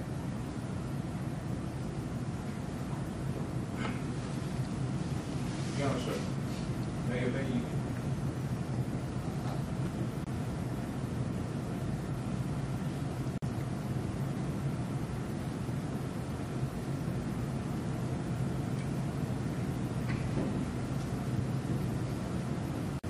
Is there an objection? No, I was gonna ask you, tell me, just put the laser on what it was, that. If you, so your position, your vehicle was parked about right there at the beginning of that shadow? Yes, somewhere in that position. Okay. I won't stop somehow when I get it there, Jack.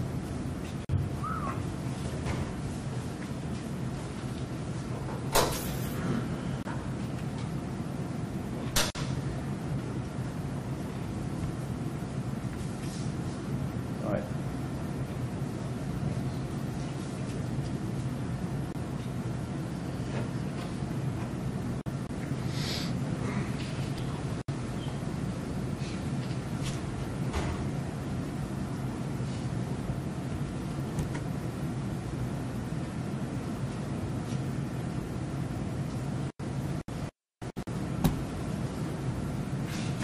It will not, I'm sorry.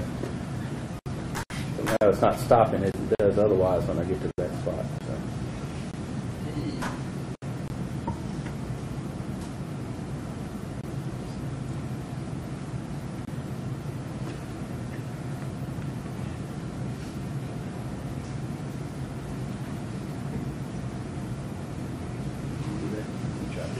Let's get it a little bit further here.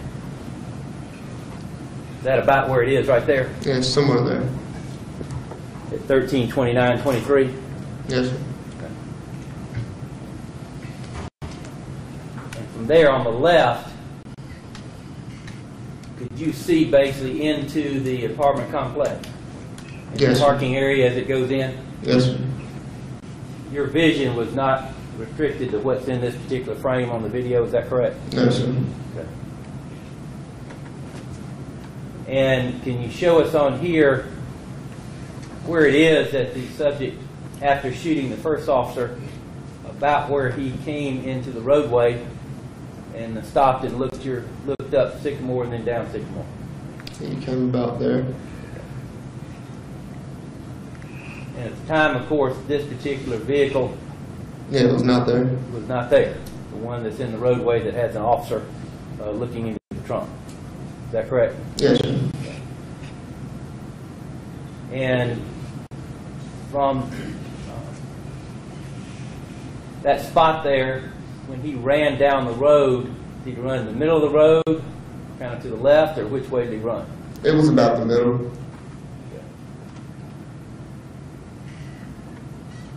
And back here, that's the officer's vehicle, that second officer where he was positioned when he was shot. Is that correct? Yes, sir. Okay. When you first saw him, that vehicle was moving. Yes, it was coming up the street. Could you tell at the time he was shot whether it was moving or not? No, it looked like he had put it in park. Okay. And after being positioned here and seeing this, before the officers got there, how did you move your vehicle and put it in this position here? I went to my left and just did a turnaround and parked it back right there.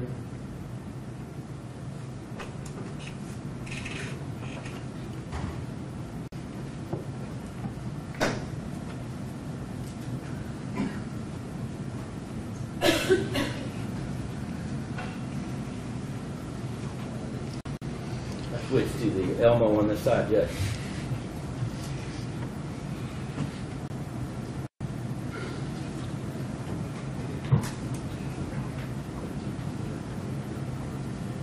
Let me show you what's been introduced at State's Exhibit number 149, sir.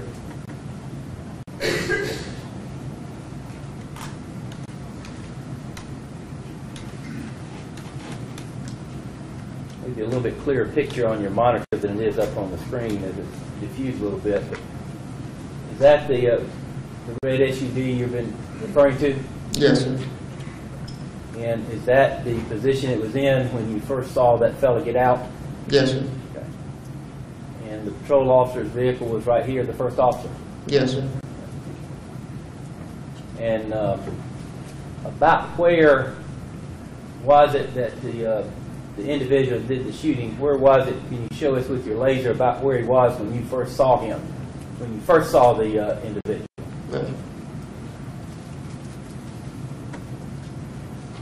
Just to the back right bumper of that red SUV? Yes, sir.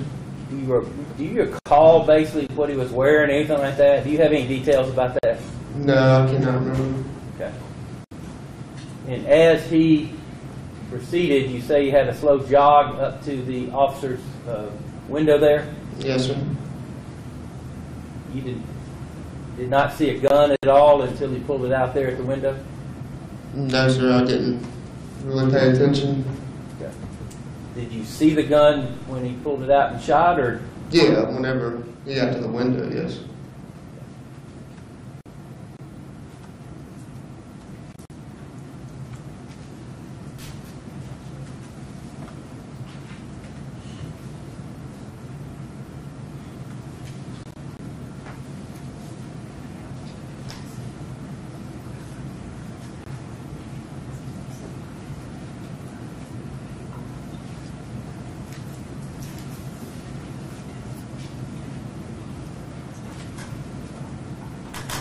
Let me go back, if I may, Judge, to the lectern laptop.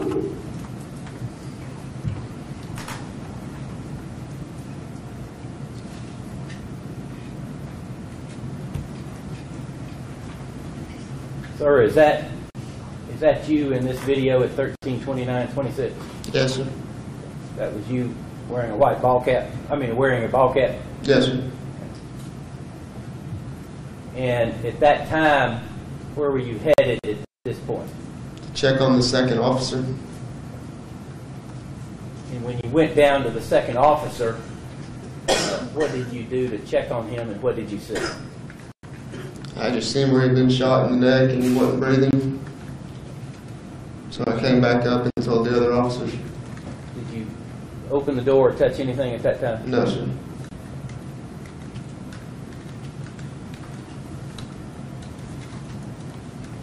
That's all I had at this time, Judge. Turn the lights on, please. I'm going to cross-examine.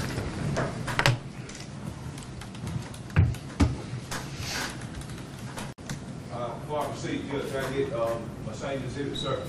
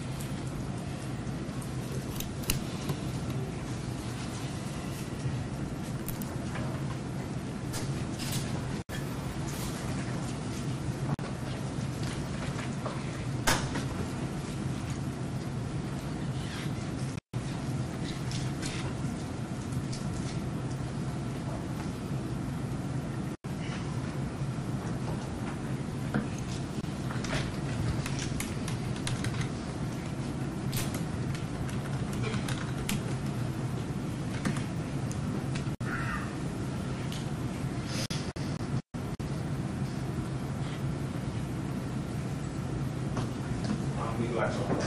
I'll get to it.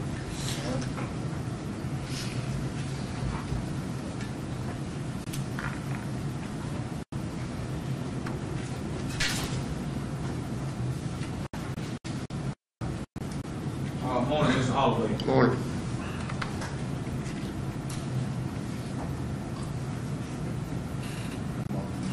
Yeah, I'm gonna leave him home. I just want to just sit up, so.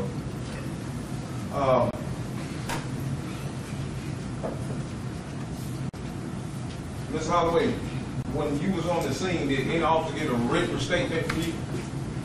No. Did anybody ask you to give them a written statement? No.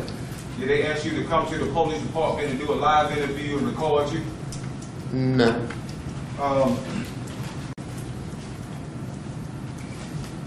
Did you tell them that? Did you tell the officer on the scene what you witnessed, sir? Yes, sir.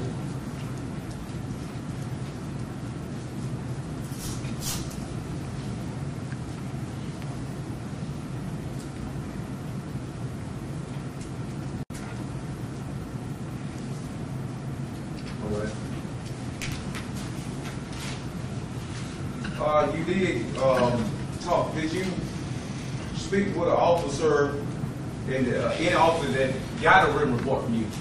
Did you talk to any officer that would have talked to you and wrote down what you said that day? I talked to an officer. I'm not sure if they wrote it down or not. Do you recall that officer's name, sir? No. Do you recall talking to an officer by the name of Officer Chapman or Detective Chapman, sir? That sounds familiar. But you could have, I mean. Yeah, I could have. Okay. Yeah. The reason why I said I see your name in your statement. Okay.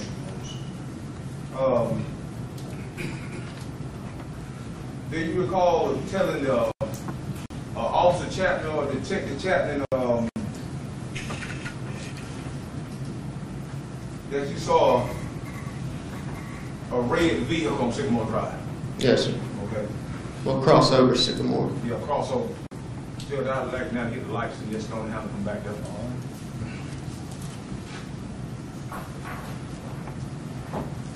You stated that you was on your way home from class. Yeah. Okay. Sir, did you come to Sycamore Drive the same way this car going down, sir? Yes. Okay.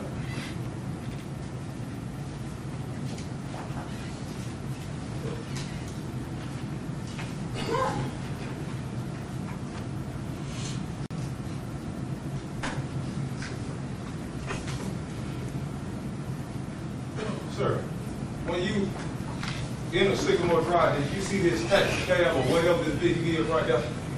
They were behind me. Did you never did look behind you and see what behind you? There was a couple vehicles. Okay. You just stated a couple vehicles were behind you. Yes. When you say couple, 1, 2, 3, I can't remember. It was like 3, maybe 4.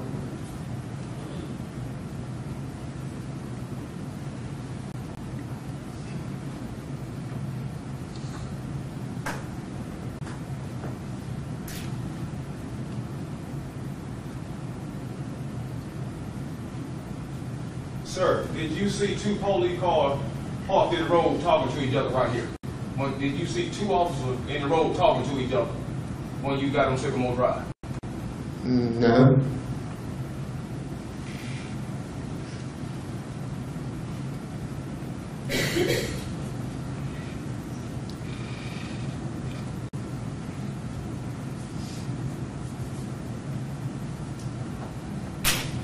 Did you see that red SUV coming out of this way?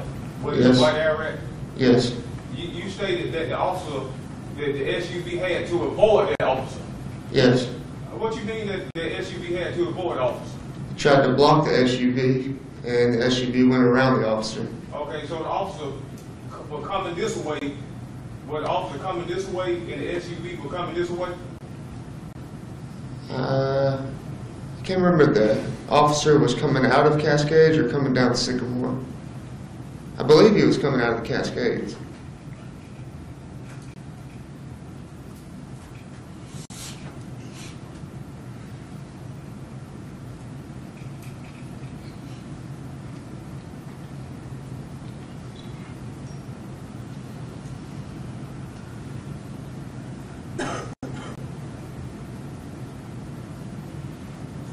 Okay.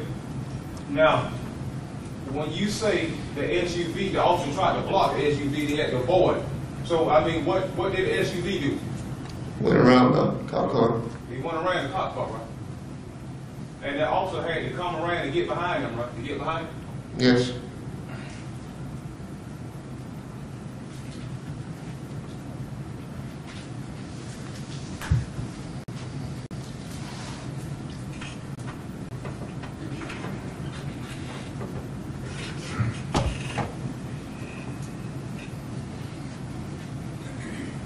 Now, sir, once that officer turned around and got behind that red SUV,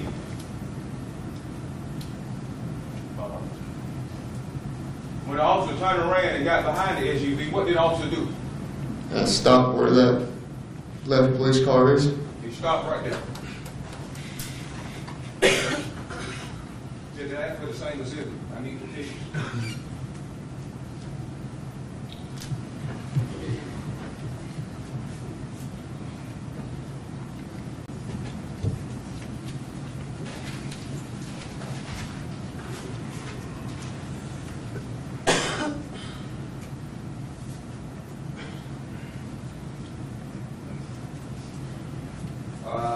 Mr. Holloway, sir, I'd like you to look at State's Exhibit 151, sir.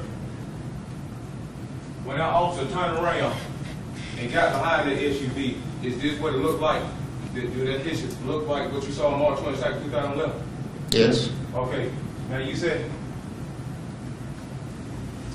let's leave him a little lane, please.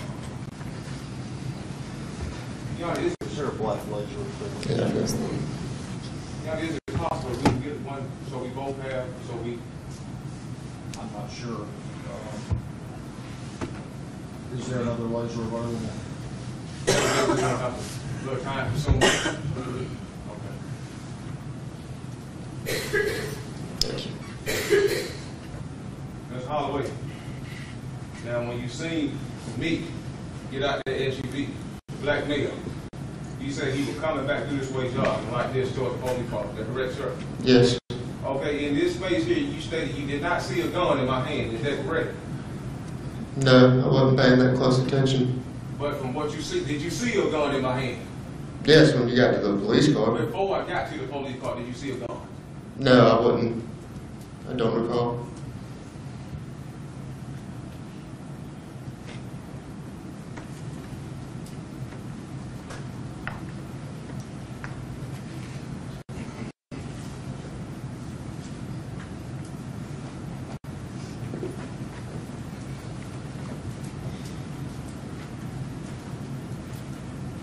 Okay.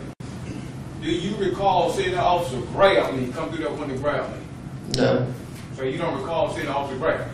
No. Is it possible the officer could have grabbed me? No. Speculation. Okay, no problem. Sustained. Okay. We can.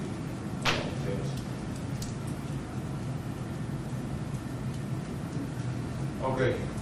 Now, Mr. Holloway.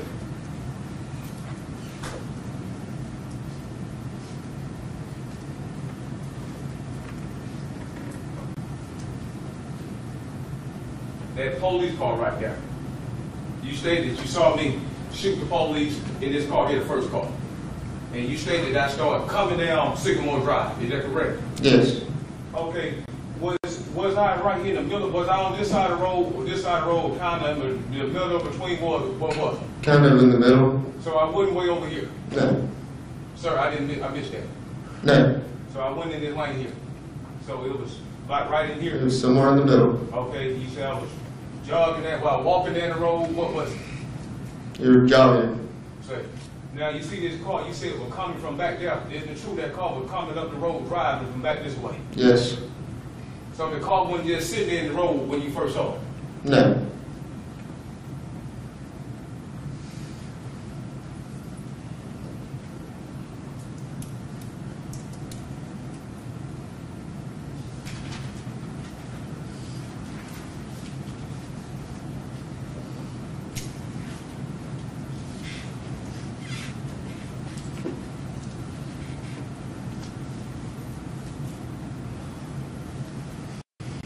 Sir, now Now, you say you saw me shoot into that car. Yes. Did you see me run past that car and turn around and come back and shoot at it? No.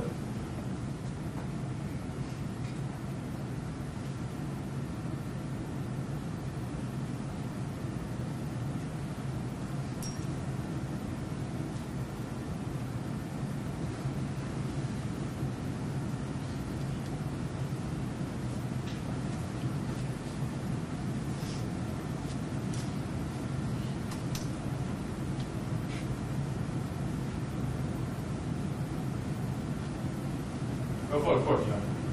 Redirect. Lights on. Holloway, just to clarify, you recall telling me as far as the time the red SUV came out of those apartments at River's Edge, that the patrol car was kind of in front of you on Sycamore? I can't remember if it come off Cascade or off Sycamore. If it was coming, I believe it was coming out of Cascades. Are you really certain one way or another? Not really, not 100%. And, but are you 100% you saw that individual shoot into that particular first officer's car? Yes, sir. Are you 100% that you saw that same man shoot into the second officer's car? Yes, sir. Thank you, sir. Any other questions? No further questions, Your Honor. Any excuse? Yes, Your Honor, please. Any objection? No, sir, Your Honor. Your excuse, sir. How long was your next witness? Do you know? Probably about the same length of time. Let's call. Khalid Bashir.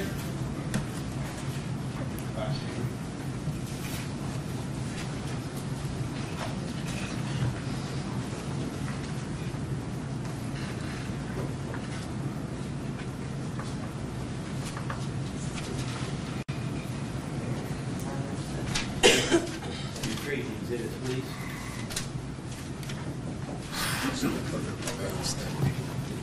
Want to give that lady? I'll give the lady. Please remain standing and raise your right hand, please, sir.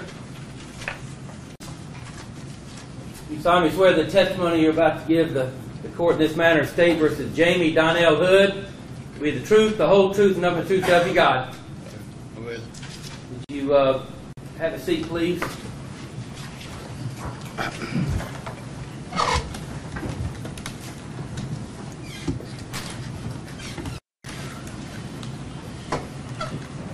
Would you state your name for the jury, please, and spell your first and last name for the court reporter? My name is Khalid Mukhtar Bashir. First name is spelled K-H-A-L-I-D. Last name Bashir, B-A-S-H-I-E-R. And how old are you, sir? I'm 45. And where are you originally from? Sudan in Africa. That's correct. And what city do you live in Sudan? Capital city called Khartoum. How do you spell that for the court reporter? K-H-A-R-T-O-U-M.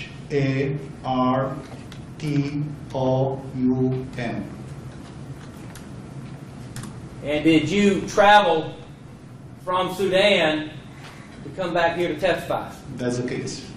And when did you arrive back in Athens, Georgia? About two days ago. On Saturday? That's correct. And about how long a flight was that?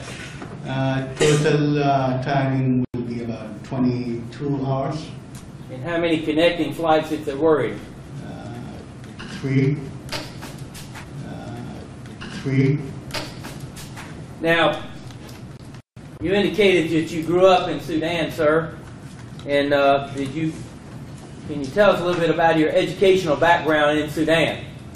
I graduated from medical school back home. Got my MD from Sudan. And when you say you got your medical degree, did you practice medicine in Sudan? That's the case, yeah. And were you a practicing physician and doctor over there in Sudan? That's correct. Was there any particular area that you practiced in, or did you practice general medicine? I'm a general practitioner. And at some point, did you come to the United States, sir? That's right. And when was that? That's in 2002. Came to the United States, sir. I came through a program called Diversity Visa, and it's called lottery. I got selected. That's how I got here. And when you came here, what was the purpose of you being here?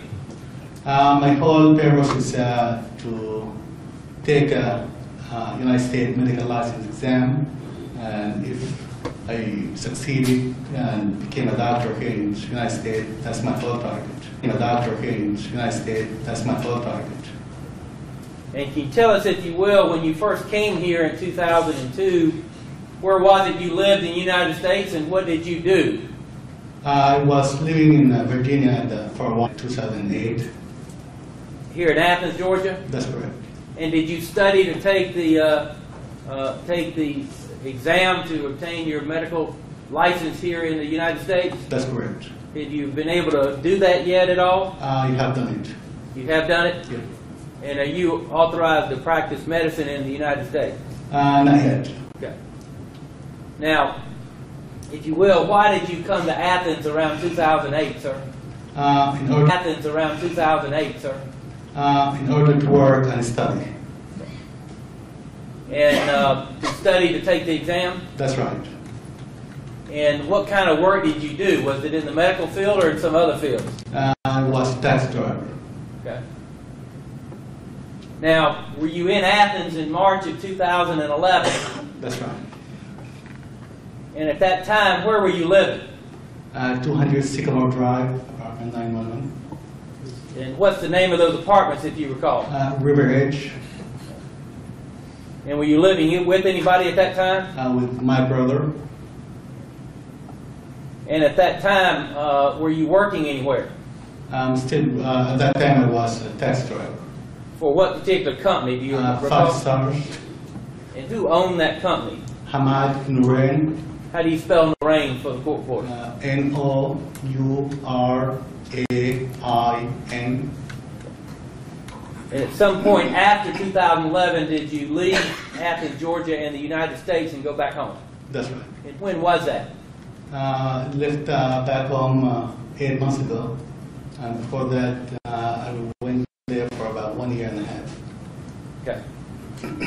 And so since you left 8 months ago, you've been in Sudan until you came back to testify here? That's right. Okay.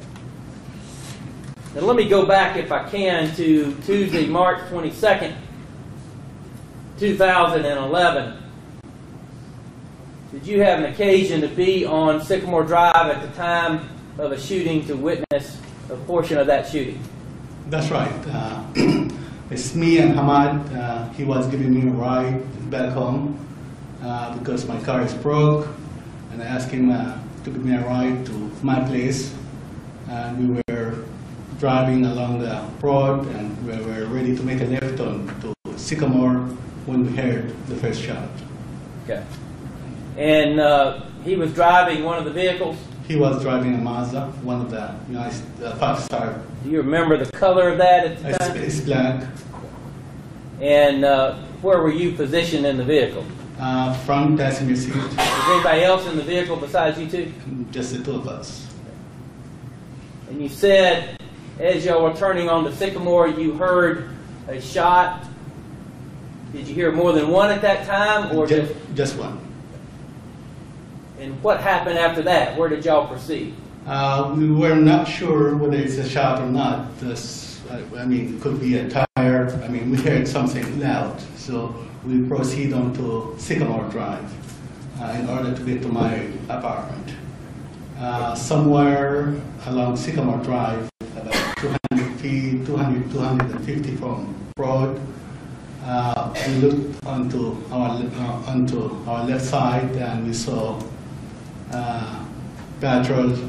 police patrol vehicle parked on to the side of Sycamore Drive. Police patrol vehicle? That's right. At the entrance of the first entrance of Cascade Apartments, which is across the street from where I live, which is River Edge. The patrol vehicle was parked in the entrance of Cascades across from the entrance to River's Edge? That's right. And we saw the suspect coming out and he has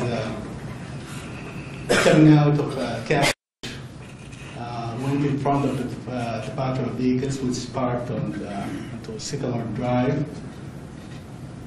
and he was kind of hesitant whether to go down Sycamore Drive or come the other way along in order to go to Broad. He was kind of hesitant for a second or two. He looked towards us, and then he decided to go down Sycamore. And he passed the parked vehicle, and he took a glance at the vehicle. By that time, he went past the vehicle by maybe 1 or 2 steps, and he noticed there's somebody sitting at the front seat. He stepped back maybe 1 feet or 1 step or half step, and he aimed and shot. And after that, he took off along Sycamore Drive, jogging sometimes and sometimes running, until he disappeared from my vision. And which way did he disappear off Sycamore? Toward the river, which is, I would say, towards south into Sycamore Drive. Did he appear to go all the way straight down Sycamore, or did he turn off to the left or right at some point? At the beginning, he was in the middle of the street, then he was leaning to his left. The individual, you said the suspect. That's right. Can you tell us basically, when you first saw that particular individual, what did he look like? And what was he wearing, if you recall? It's a black guy having a handgun on his right hand, wearing a white shirt with some stripes, blue short, barefooted, has no. He wasn't wearing any shoes. Very muscular, well built, short hair. That's what they recall so far. And if you saw that individual again, do you believe that you would recognize him? I'm sure. And would you look in the courtroom and see if you see the individual that you saw at that time that had the gun in his hand? Yeah, because he this guy. At the record reflect, he is pointed to the defendant. The record reflect the witness as identified by Yes. And when you say that he hesitated in the roadway there, can you tell the jury a little bit more about what you mean by that? Because when he gets onto Sycamore Drive,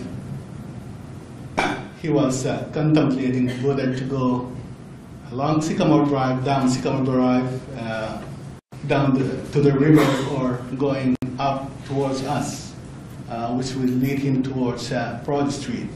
So for a second or two, he wasn't sure which way to go. Then he decided to go down Sycamore. When he decided to go down Sycamore, the patrol vehicle was on his left side, so he came passing it on his left side.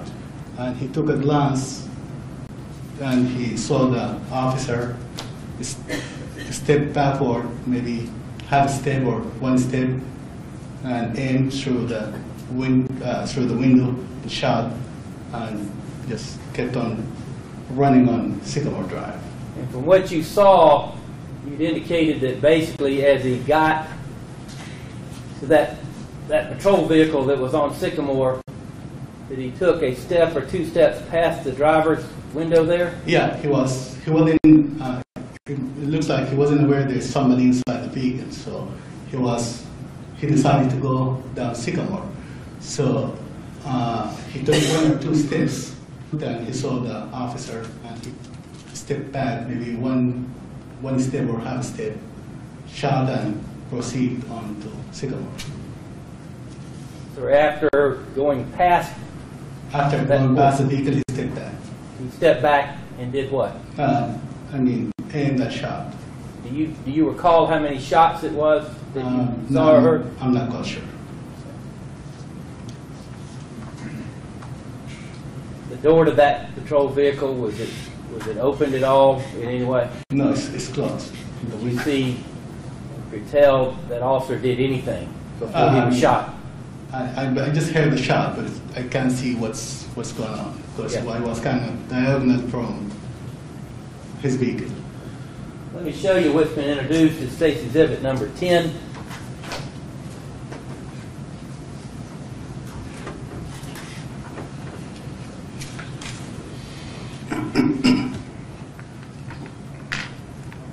On the Elmo device. Yes, sir.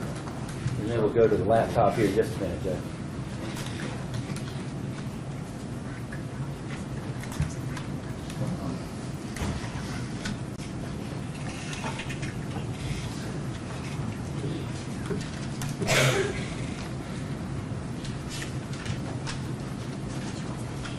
Just a minute.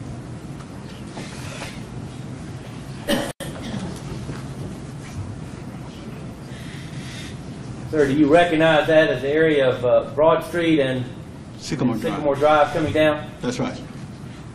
And you see on this this particular aerial photograph where I have the laser pointer on the overhead projector, you see River's Edge Apartments in here, That's right. and there should be a laser pointer on your in front of you there. Do you see that? Or in front of you there. Do you see that?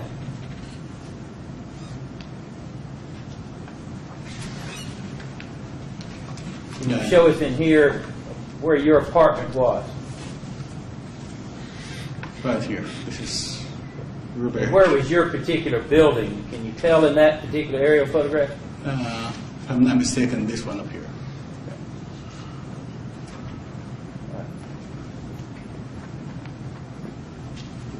And okay, let me play for you number 170.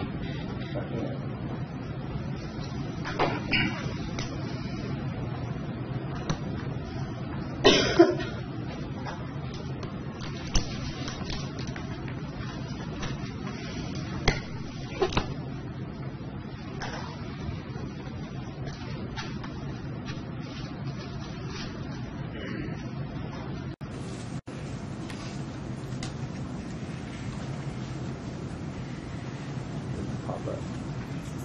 Takes a minute. Okay.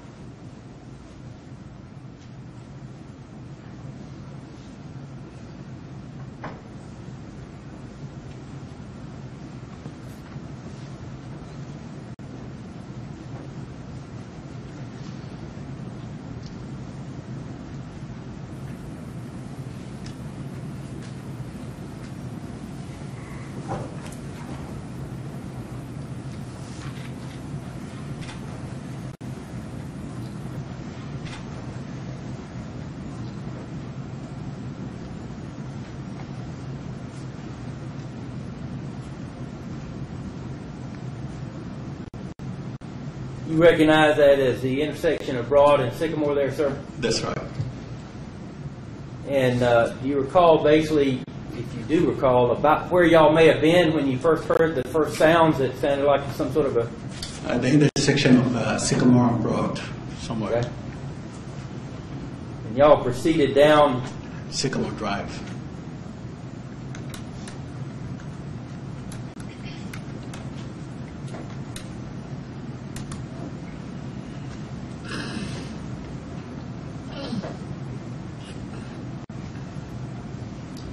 Is what I'm showing you there with my laser pointer, is that the vehicle that y'all were in? That's right.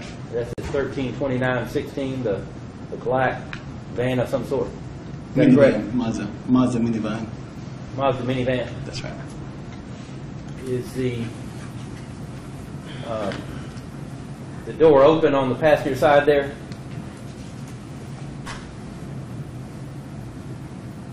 Can you tell? Yeah. Let me go down here a little bit further.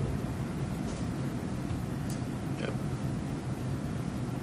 Was that the door that you were opening at that point? That's right. And you were opening it at that point, why? After the shooting already took place and the guy disappeared from the scene, so we just went to see what's going on and if we can give him help. Was that the approximate position of the vehicle at the time you saw the shooting where it's at this point? That's the exact position where we at. At this point? That's the exact position where we at.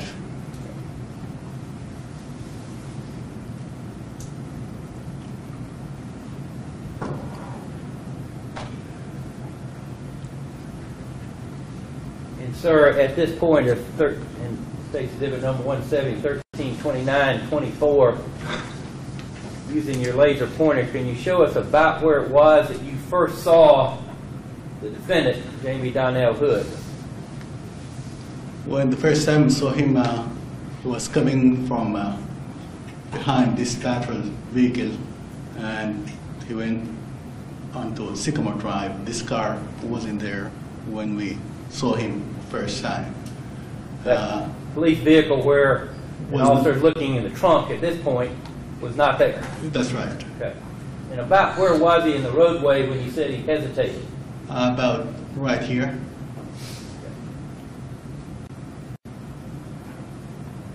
He was headed. He wasn't sure whether to go down Sycamore that way or to come towards us this way. As he hesitated, did he look y'all's way first and then down Sycamore? Did he look down Sycamore y'all's way and then back down Sycamore? He looked at us first, and then he decided to go the other way. And as he was running somewhat in the middle of the roadway, to the left of the roadway, or on the right side of the roadway? To the left of the right, along this way, to the left of the Left of the street. center lane? A little bit away from the 7 lane. Yes. Thank you, sir.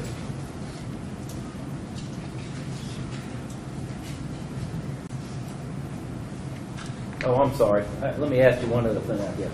I should.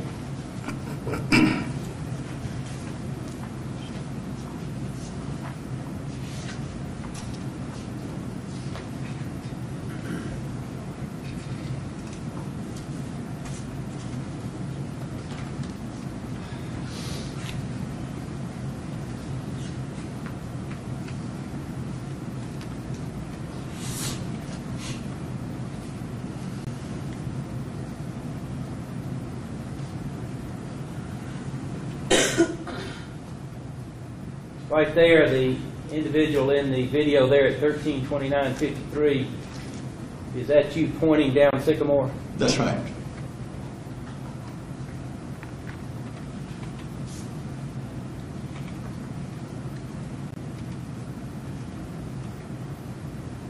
And what are you doing at that time, sir? I'm describing the suspect to the police officer. Is that the description you gave us here today? That's right.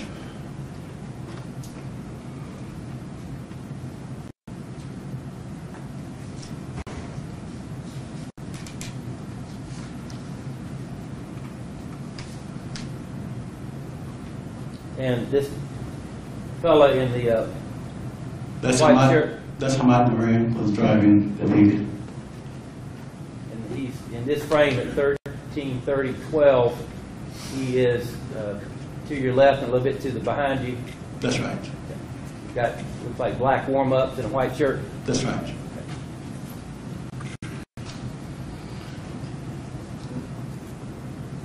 That's all I have of him. Turn the lights on, please. Across the center. I'd like to get a State Exhibit 170, please, John.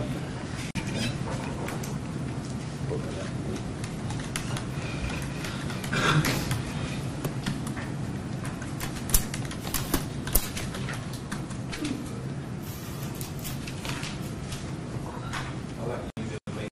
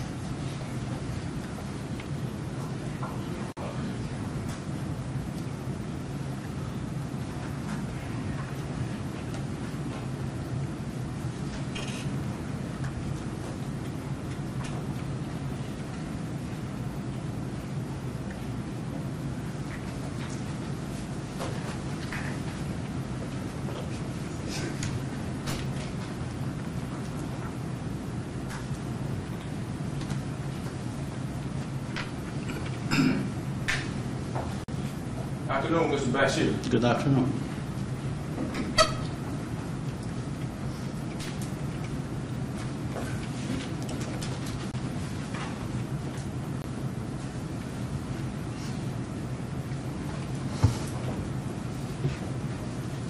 Mr. Bashir,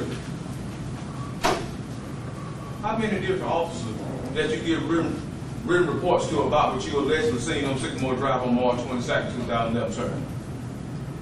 I can't recall. Sir? You saying how many officers I gave the story I just gave? Yes, sir. I would say 2. Say 2. Yeah.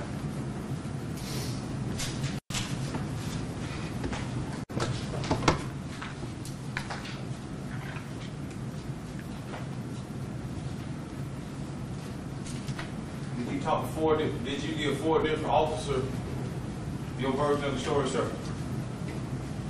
I gave to the officer on the scene my description, and I was called to give my story the second day or third day, and that's it.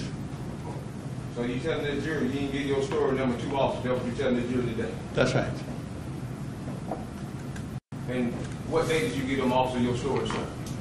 I was called to give my story about maybe 4 or 5 days from when the incidents took place.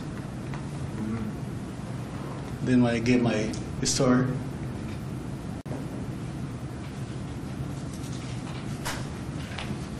Did you talk to Officer Bowen that day and give him your story? I don't remember. Sir? I don't remember. Did you talk to Detective Chapman or Officer Chapman about your story that day, sir? I might. I don't remember. Did you talk to a district attorney investigator by the name of Felicia Fortune? Did you talk to Felicia Fortune and give her your version of that story? I don't remember. No. On March 31st, 2011, do you recall talking to the GBI Special Agent J.M. Marlin and give him a recorded version of your story? I talked to different officers on when the event took place, and it's not like giving the whole story. They just ask a few questions. What did you see? What did you saw? And that's all. And I was called 2, 3, 4 days after that to go down to 29 to an office there, right there, to give my full story. Okay, that interview was recorded, wasn't it? That's right. Did you call 911 and talk to the 911 dispatch on March 22nd, 2011? Yes, I did. Why didn't you tell the jury that when you first talked to them? Tell them what? Why didn't you tell them you called 911 and talked to the dispatcher the first day? That's argumentative, and I would object to it. Okay. You did call the 911 and tell them about the police shooting, is that correct? That's correct. What did you tell the officer? What did you tell the dispatcher when you called? I called her, there's a shooting in Sycamore Drive and somebody got shot. But is it fair to say you didn't tell the jury that at first when he was talking to you? No, I did not. I didn't tell him that. Did you? I didn't recall to tell him that. All right, Mr. Bashir. Can I get the lights?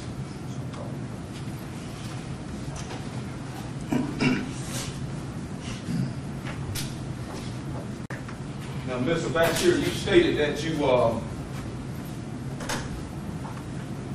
You stated that when you turn on, you stated when you first turn on Sycamore Drive, you heard a gunshot. Is that correct? That's correct. Now, when you read this right here, this is where you first turn on Sycamore Drive, at right here, this white thing here. That's right. So then when you heard the first gunshot, that what you told the jury, correct?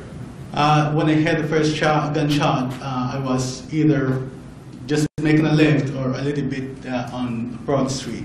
Did you use your little red light to show the jury where you were, please?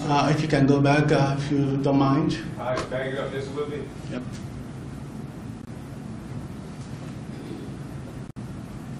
Okay. So we are either just ready to make a left on Sycamore Drive or maybe to ride up here, somewhere around here, when we heard the first shot. So you heard the first shot when you were right here. That's right. When you agree that where that police shooting incident was a long way from there.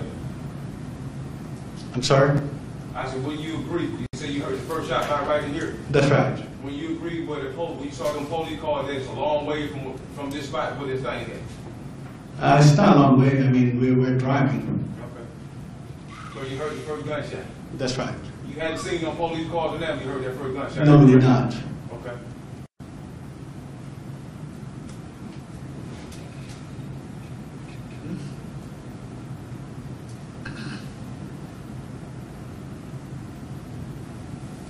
So that's y'all right there. They're right. That's correct. How far you think that car is away from these police cars? I would say about 25 feet, 25 feet. I thought you said you were 200 to 250 feet while ago. You justified. From Broad Street to where we at is estimated to 200 feet. How many of y'all would be 25 feet, sir? How many what? How many of y'all would 25 feet be? How many yards? Feet has I'm not quite sure. 5 yard, 10 yard, 20 yard, 40, 50, 100 yard. What we talking about feet when you say 25? I'm not quite sure because I can just imagine how far is that 1 feet. Because back home. United States, you said 25 feet, didn't you? That's right. Okay, why you tell the jury 25 feet and you don't know what it is? I don't know what it is, but I don't know how to convert it into yards. Because a feet is just 1 step, that's a feet. And it's 25 of them steps, huh? That would be 25 steps. What you got on 12 inches, what you got 9, what you got on side 9, 12, what you No, got? that's argumentative and I was objecting. It's 12 feet, 12 inches. Will 1 feet be 12 inches? 1 feet. Will 1 feet be 12 inches? 1 feet. How many inches in 1 feet? Yeah. How many? How many inches in 1 feet? 12. How many feet in 1 yard? I don't know. So you don't know what feet are in American standard? No, that's I argumentative. did. Same objection. Well, if you don't know how many feet it was, why you telling the jury that you were a certain amount of feet away from the shooting incident? No, that's argumentative as well. Just trying to want to ask the question. You answered the best you I could. sustained it. See, my problem is he testified to stuff he don't know that body, that misleads. That'll cause these people to convict me when he's sitting there saying stuff he Ask don't know that another body. question, please, without commentary.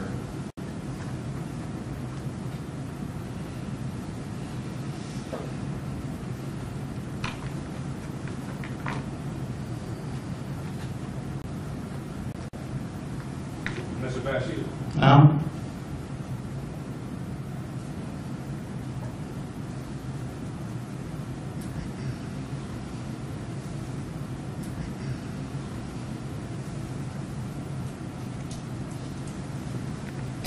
See that white truck right there? Yes. Is that white truck closer to them police cars than your car forward parked right there? Yes, it is. When you think that white truck have a better view on them police cars than you had, Yes, I will. how many feet that truck is away from them police cars? I would say 15 feet. But you agree it's closer to you? That's right. Okay. follow the camera.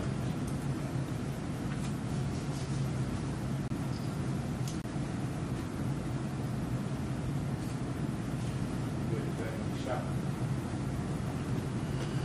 Shot. Now, Mr. Bashir, I'm sorry, yes, they won't follow. That's the problem. Now, what I want you to do, Mr. Bashir, is this.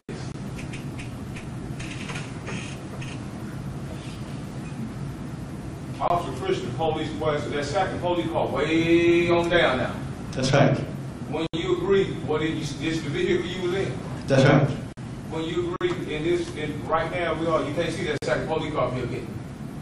I can see the one I can see his car, but I can't see the other one. I mean, you from right here where your car is. You know, that's a misleading question because this particular video shows that there's another police car Okay. parked in the way Fair enough. from that position. I would object. Fair enough. Fair enough. Fair enough. Now you see where your vehicle parked at, there where you was at, right? That's right.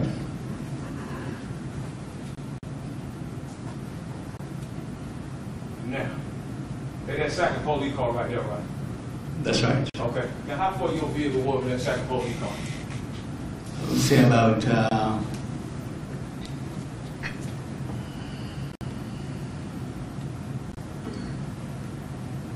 35 feet.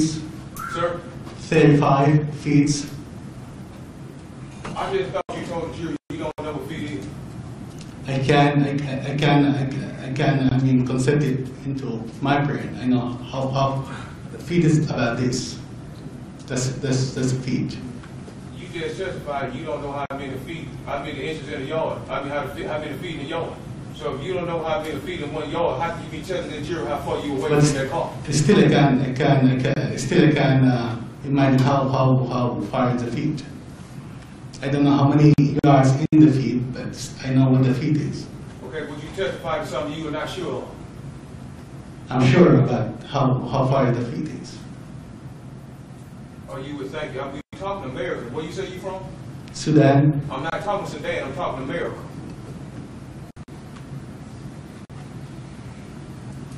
Who your math teachers today? Your Honor, that's argumentative, and I would object.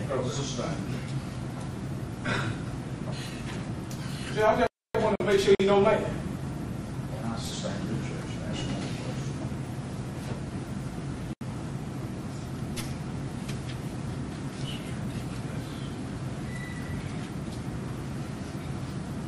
Now, you had an interview with the GBI. What was that?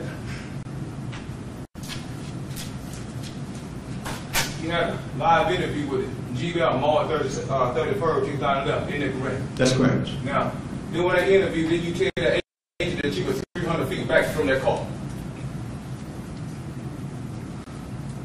Yeah, 200 feet, 250, yes. Yeah. Did you tell her that you were 300 feet back from that car? That's right. Why are you telling you were 300 feet back and you don't know feet? That's my estimation. So you weren't sure. I'm not sure. So you telling them, you give them information you don't know that about, you're not sure about when you tell the jury. I mean, when I give a figure, that's what I mean, in order for everybody to estimate a distance, you just make an estimate. So I estimated how far am I from when the shooting took place, and I figured out it's about 300 or 200 feet away. Okay. How much crack cocaine had you smoked that? Your Honor, I would object, and I'd move not only to strike that and move it out of the record. That's inappropriate. That objection is sustained. I will make it very clear that that type of question is Understand. absolutely You're right. inappropriate. I'm sorry, sir. You're right. I'm sorry. That's all right. The jury will be instructed to strike the I'm question. sorry, everybody. I'm sorry. I was wrong. And you may ask another question. Yes, sir.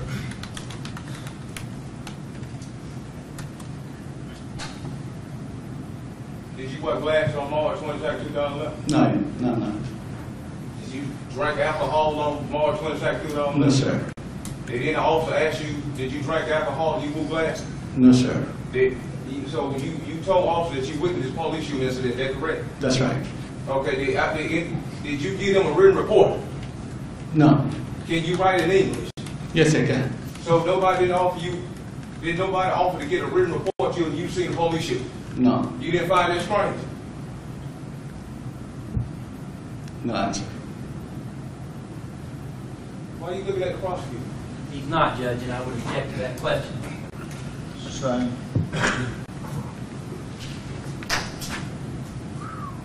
Did anybody offer you to go to the police station to get a report from you or record an interview of you? No, nobody. Why they did? Did you offer to go out there and tell them what you saw?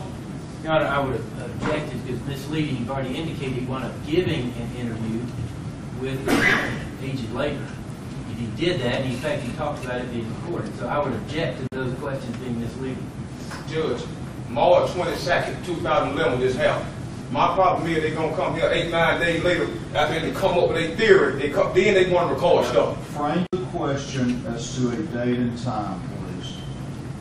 Sir, on March 22nd, 2011, did anybody ask you to come out to the police station to get a recorded interview on what you seen in the police shooting yesterday? No, sir.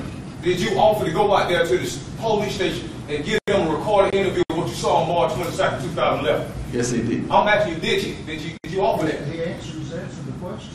Let him answer it. You may answer.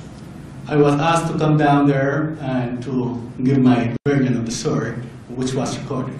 I wasn't given any, I wasn't given any written or hard or a CD of my recording. So, now,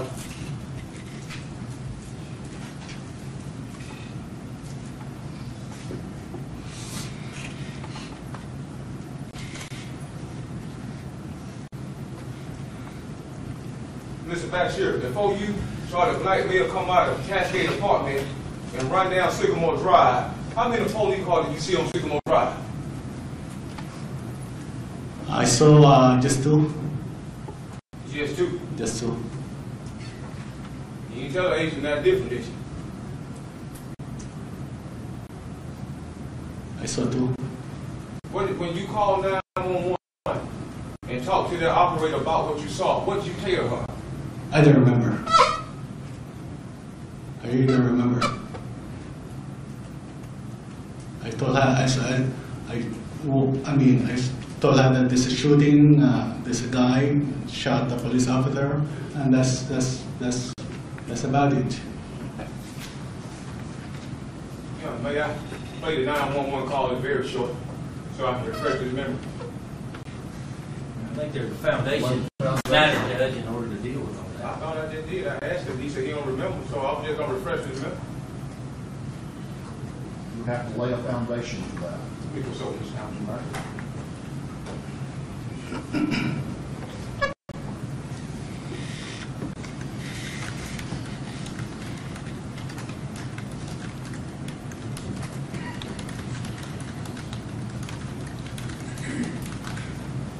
Mr. Bashir, sir, Huh? did you call 911? Yes, I did. Yes, I did. Okay. Could I get you to listen at this 911 call and ask, could you identify this call and what you heard or what you might have said, sir? Sure. Your Honor, to plead the court now, please play this recording. 911. Your Honor, Lights on. Lights. it may come in, but I don't know what it is he's getting ready to play or what section that'll be in and how that would be, but there's probably a better way to lay a foundation to do that, and to play it really kind of blindly would not be the proper way to handle that. Here's what we're going to do. I'm going to ask the jury to go to the jury room. I'm going to make arrangements for your transportation to get here to take you to lunch. And we'll take this up fast as well.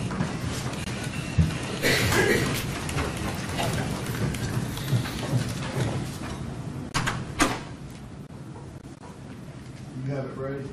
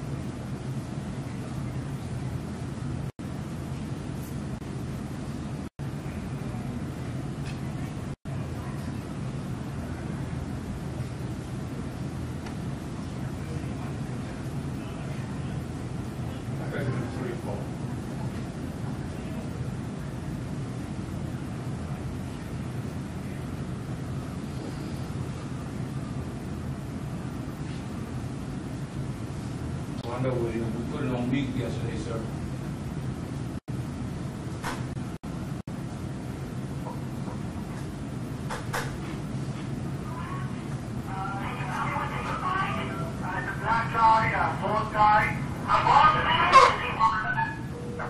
Is that from your system? County 911. 911, I'm Sycamore Drive. I thought it was supposed to be on the stick. Shooting. I think it's coming out of that one. I know, I thought it was supposed to be. We can hear it. So it doesn't. Can Mr. Bashir hear it? County 911. Can you hear it? 911, I'm Sycamore Drive. There's two cats and one shooting. Yes, it is, ma'am. Okay, where on Sycamore, sir? 911 Sycamore Drive. Sycamore Drive. Okay, is that the Meadowlands? The black guy, fourth guy. I'm on the Sycamore. Is he white? It's still playing this. Probably scratch CD. He's a black, yeah. And he's running down the street. You better hurry up. I can't go closer. He's running down the street. He's wearing a short pants, blue, and some kind of like a white shirt. Okay. Blue short pants. Short pants? Hurry up. I'm just letting them know this now, okay? They were running down. Listen to me, please. When they were running, which way were they heading towards? I can see the cop. He's running away from Broad. Running away from Broad? I mean, one of the visitors. Another cop kid. Thank you.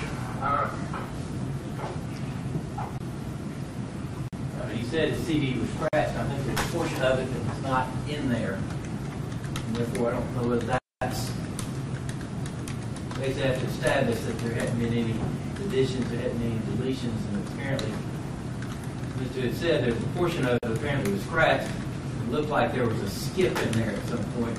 That was probably an interruption of the tracks, which is what we hear all the time. But if you have otherwise, I'll let you listen to it during lunch.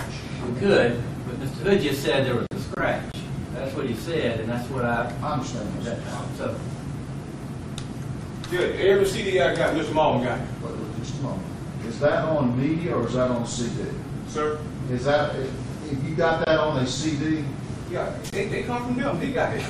This state, is it, what is 35 here? They come out here, discover everything I played, Mr. Malone got it. that's not the point. The point was, he indicated at some point that there was an interruption, that there was a scratch. And that's what I'm saying. I don't know whether it's a scratch or not a scratch, whether anything's missing or not missing. And again, I think we need to make sure if he was going to listen to it, that he'd have an opportunity to make sure it's the whole thing. Well, I will let you all do that.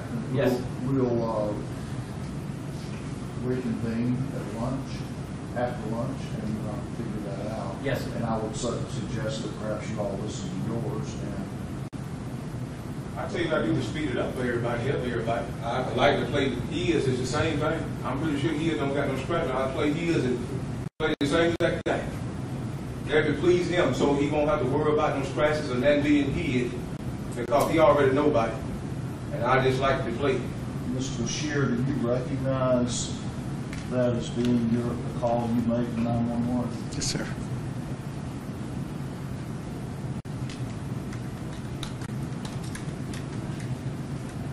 Anything else? No, Your Honor. All right. So, we will come back at 1:45. I've got to take up an ex parte proceeding. We'll need to clear the courtroom for that. And if their transportation is here, just let me know and we'll stop for that. Mr. Shear, you can come down. We'll start back at 1:45. Okay, sure.